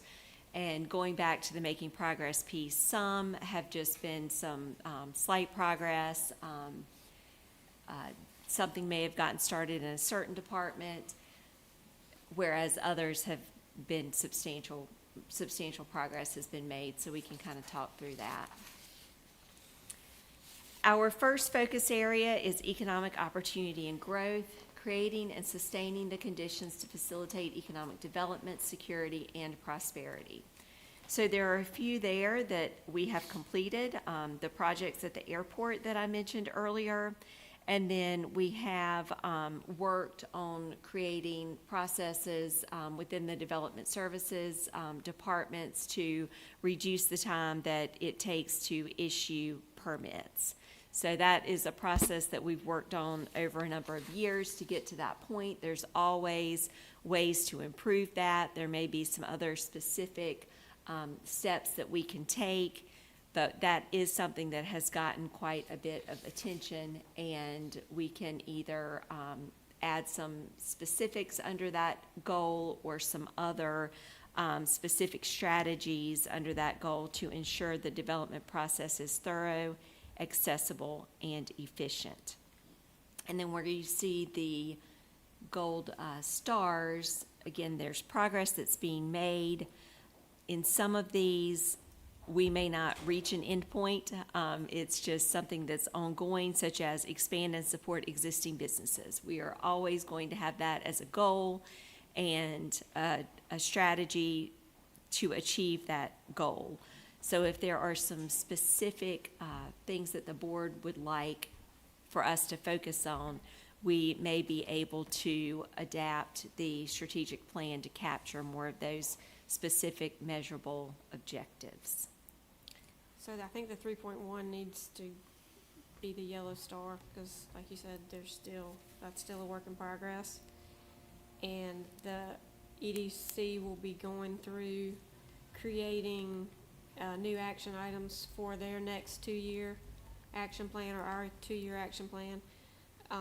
So I would like for that to be completed and then be able to bring some things back into this as we go through the budget process, like you suggested.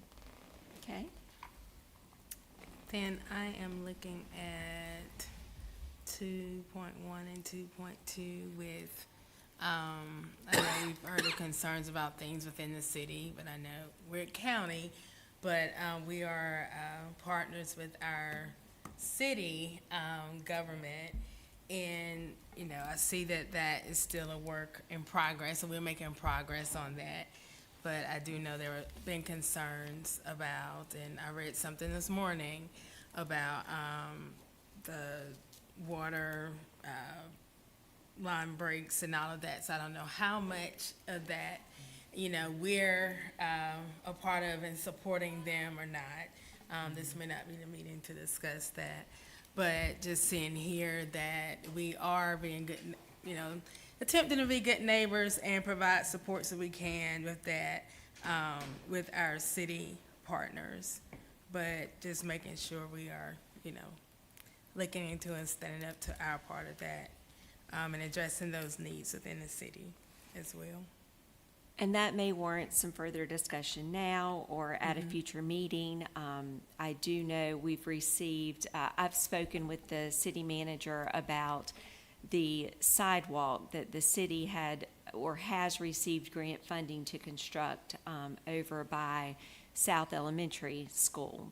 And the grant funding is not enough to cover that entire project. So there's a shortfall of just over $400,000 that will need to be covered by local dollars. And the city has requested that the city manager speak to me about the county funding half of that particular project. So that's a $200,000 plus item. And in light of this particular item about developing and maintaining infrastructure that enhances the quality of life, that particular project is within the city limits. It is adjacent to schools that we invest in, and the city is asking us, the county, to recognize that that would benefit the county as a whole. So I'd like to get some sense from the board about how you might want to consider requests such as that coming from the city.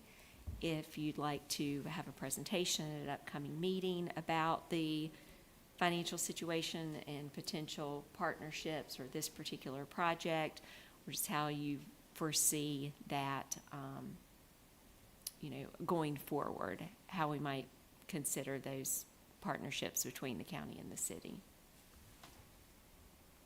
I already talked to you about it. I was at the meeting when they said that, and I came to you the next day and said, if that comes to us, I'd like to see it brought from the schools. If it's sidewalks for the schools, bring it in the school budget. If I would like to see a presentation, and then having witnessed the kids walking to school in the grass and all of that to South Elementary myself, and it's pretty dangerous. And there's been a couple of accidents out there during school hours, where we had to make sure kids were not, because it's a dangerous area, there was no sidewalks for them. But I would like to see a presentation as well to the board. Presentation. No doubt. All right. Okay. Are there any other thoughts on the economic opportunity and growth section?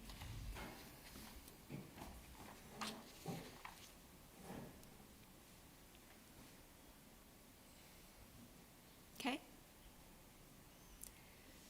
So moving on to the next focus area, capital investment.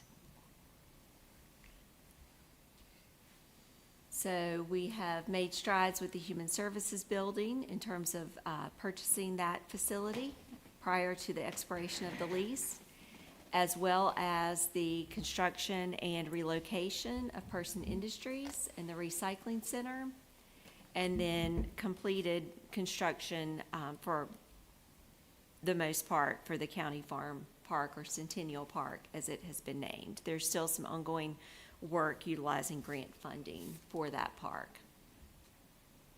And then other strategies are works in progress. So I'll be glad to answer any questions that y'all have about that, or entertain any suggestions for further refining those objectives for the upcoming fiscal year.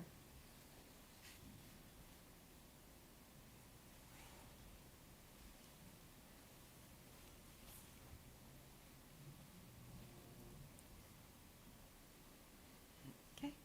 Move on. And it may be too, as we progress through the budget process, that may feed into some of this as well, and I could bring some feedback and suggestions back to you from departments.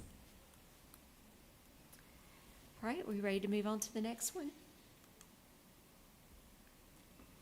Lifelong learning.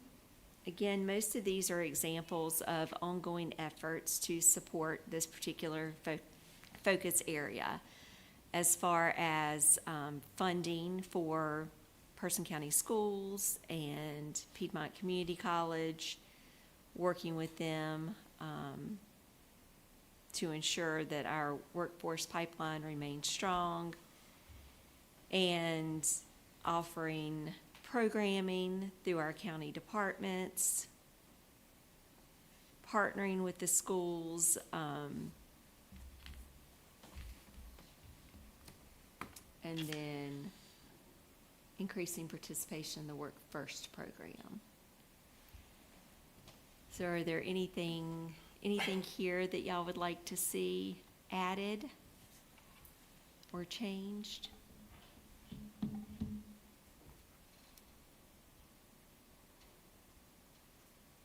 I think we're good. Okay.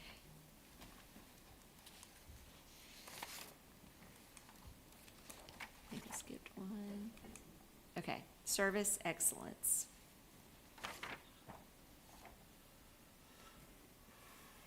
So we have a few that we've checked off for Goal 12 in terms of enhancing transparency and communication. So we've implemented the provisions of the public records request policy in the online platform. We've offered a civics academy and improved online access to public meeting materials with our document storage in Laserfish and being able to share that information with the public. So we, at the staff level, do not intend to drop those initiatives. It's to continue to build on those, but we have accomplished those specific objectives. And then with the other goals, those are the more of a work in progress for the strategies that were identified there, again, at various stages. So do y'all have any other ideas, as far as strategies under Goal 12 for enhanced transparency and communication, or any other suggestions for the other goals? I mean, I'd love to know if there's some feedback on, or some way to measure whether they actually did any good or not. I mean, Okay. You spend the money, you do the stuff, and is the public perception better? Are the requests being reduced? Are they growing? Because I tend to think it's just an insatiable society, and when we shouldn't keep throwing county money and time after something that's impossible to accomplish. Well, so I guess in the vein of transparency, you're right, there's always kind of a desire to have more information. So we've enhanced the information that we've provided.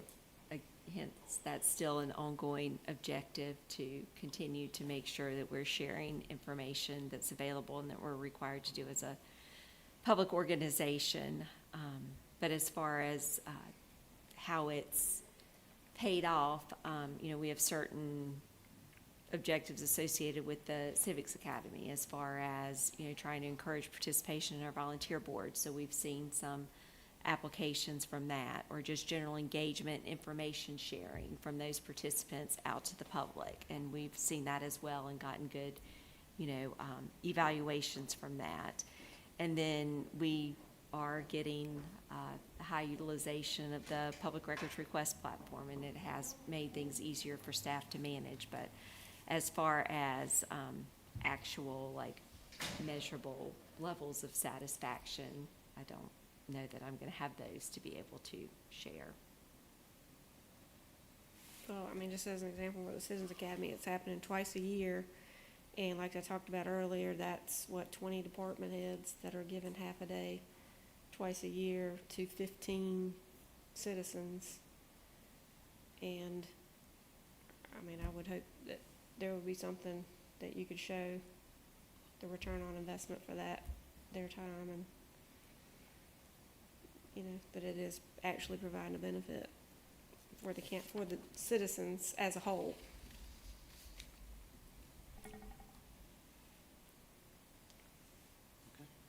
Okay?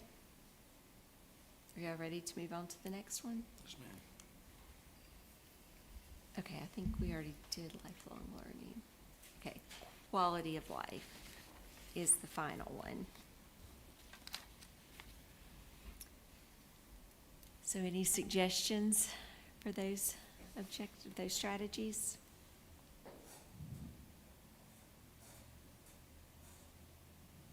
Are we still on track with continuing to make progress there? I think you can add economic development to 16.2. I mean, they're already doing it. Right, okay. What did you say? As a 16.2 to promote agribusiness and agritourism, that, you know, is something that economic development is already doing. We'll add them as a responsible department. It lists cooperative extension and planning and zoning.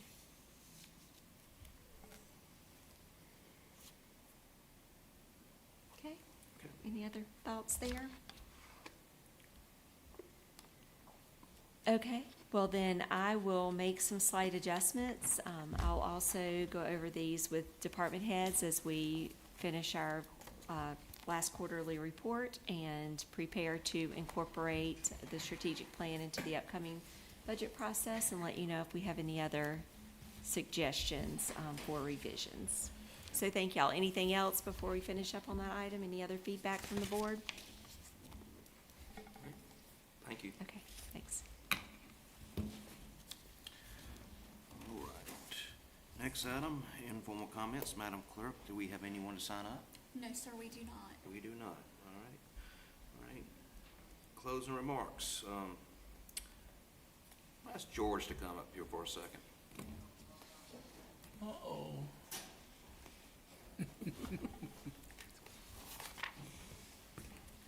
Mr. Willoughby, Yes, sir. someone told me something I didn't know about, but I understand that this is your final county commissioner meeting. Oh, no. Yes, it is. Yeah, I Yeah. hadn't thought about it, but I think it is. Well, and you've been doing it for 6 years? Yeah, Six- six and a half at this point. Okay, well, I wish you the very best in your next chapter of your life. And I can say that you have been absolutely fair and to the point with your coverage, completely accurate, and you are to be commended because you make the Courier Times shine bright. So I just want to wish you the very best and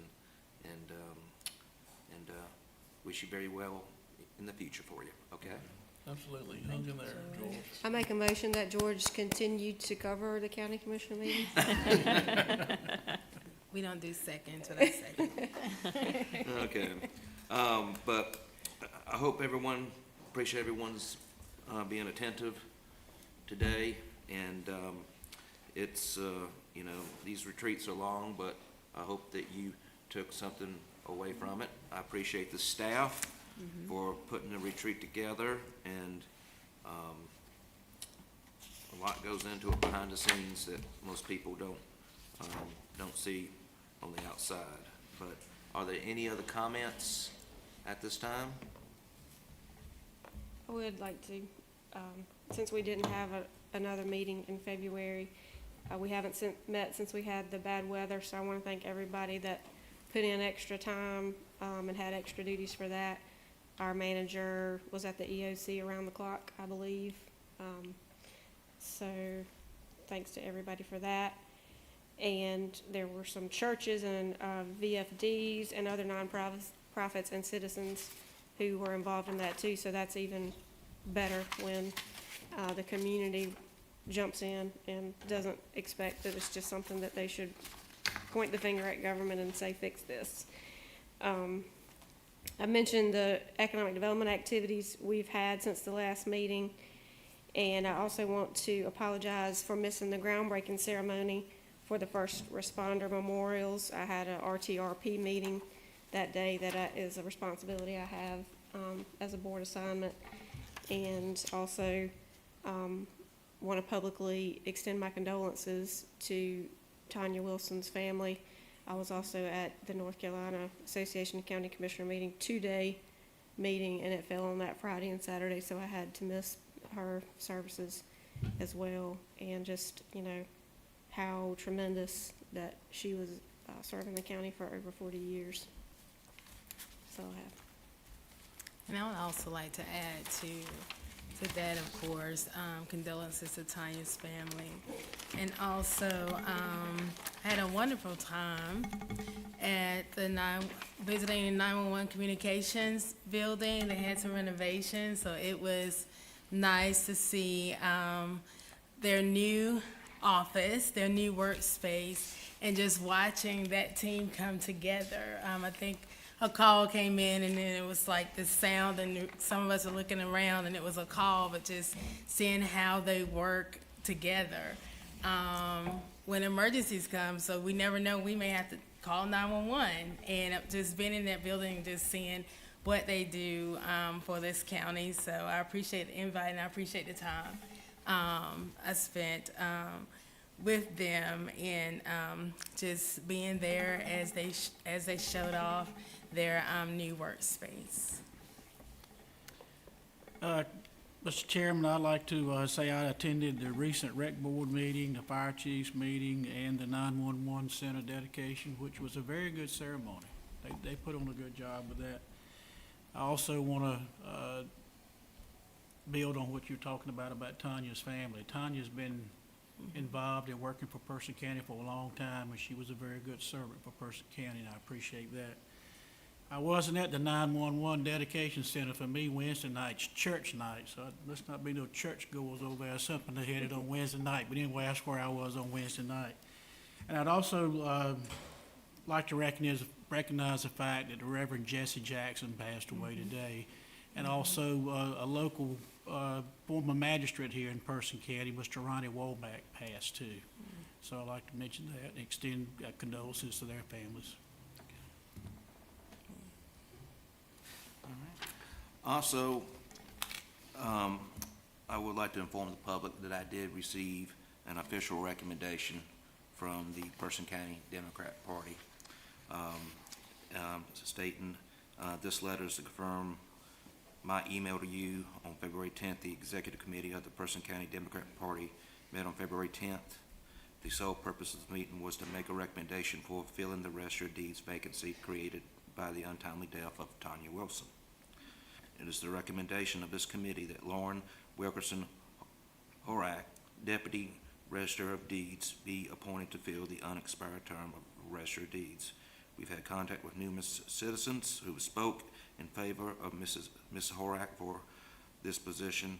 If this board has any questions, we would be happy to address them. Thank you for your time and consideration. Lawrence Greenwood, Chair of Person County Democrat Party. With that being said, County Manager, will you please add that the appointment of the Registry of Deeds at our next scheduled County Commissioner meeting? I'll be happy to do so. Any other business to be discussed? Having hearing none, all in favor to adjourn, please vote by saying aye. Aye. Any opposed? The ayes have it. Meeting's been adjourned.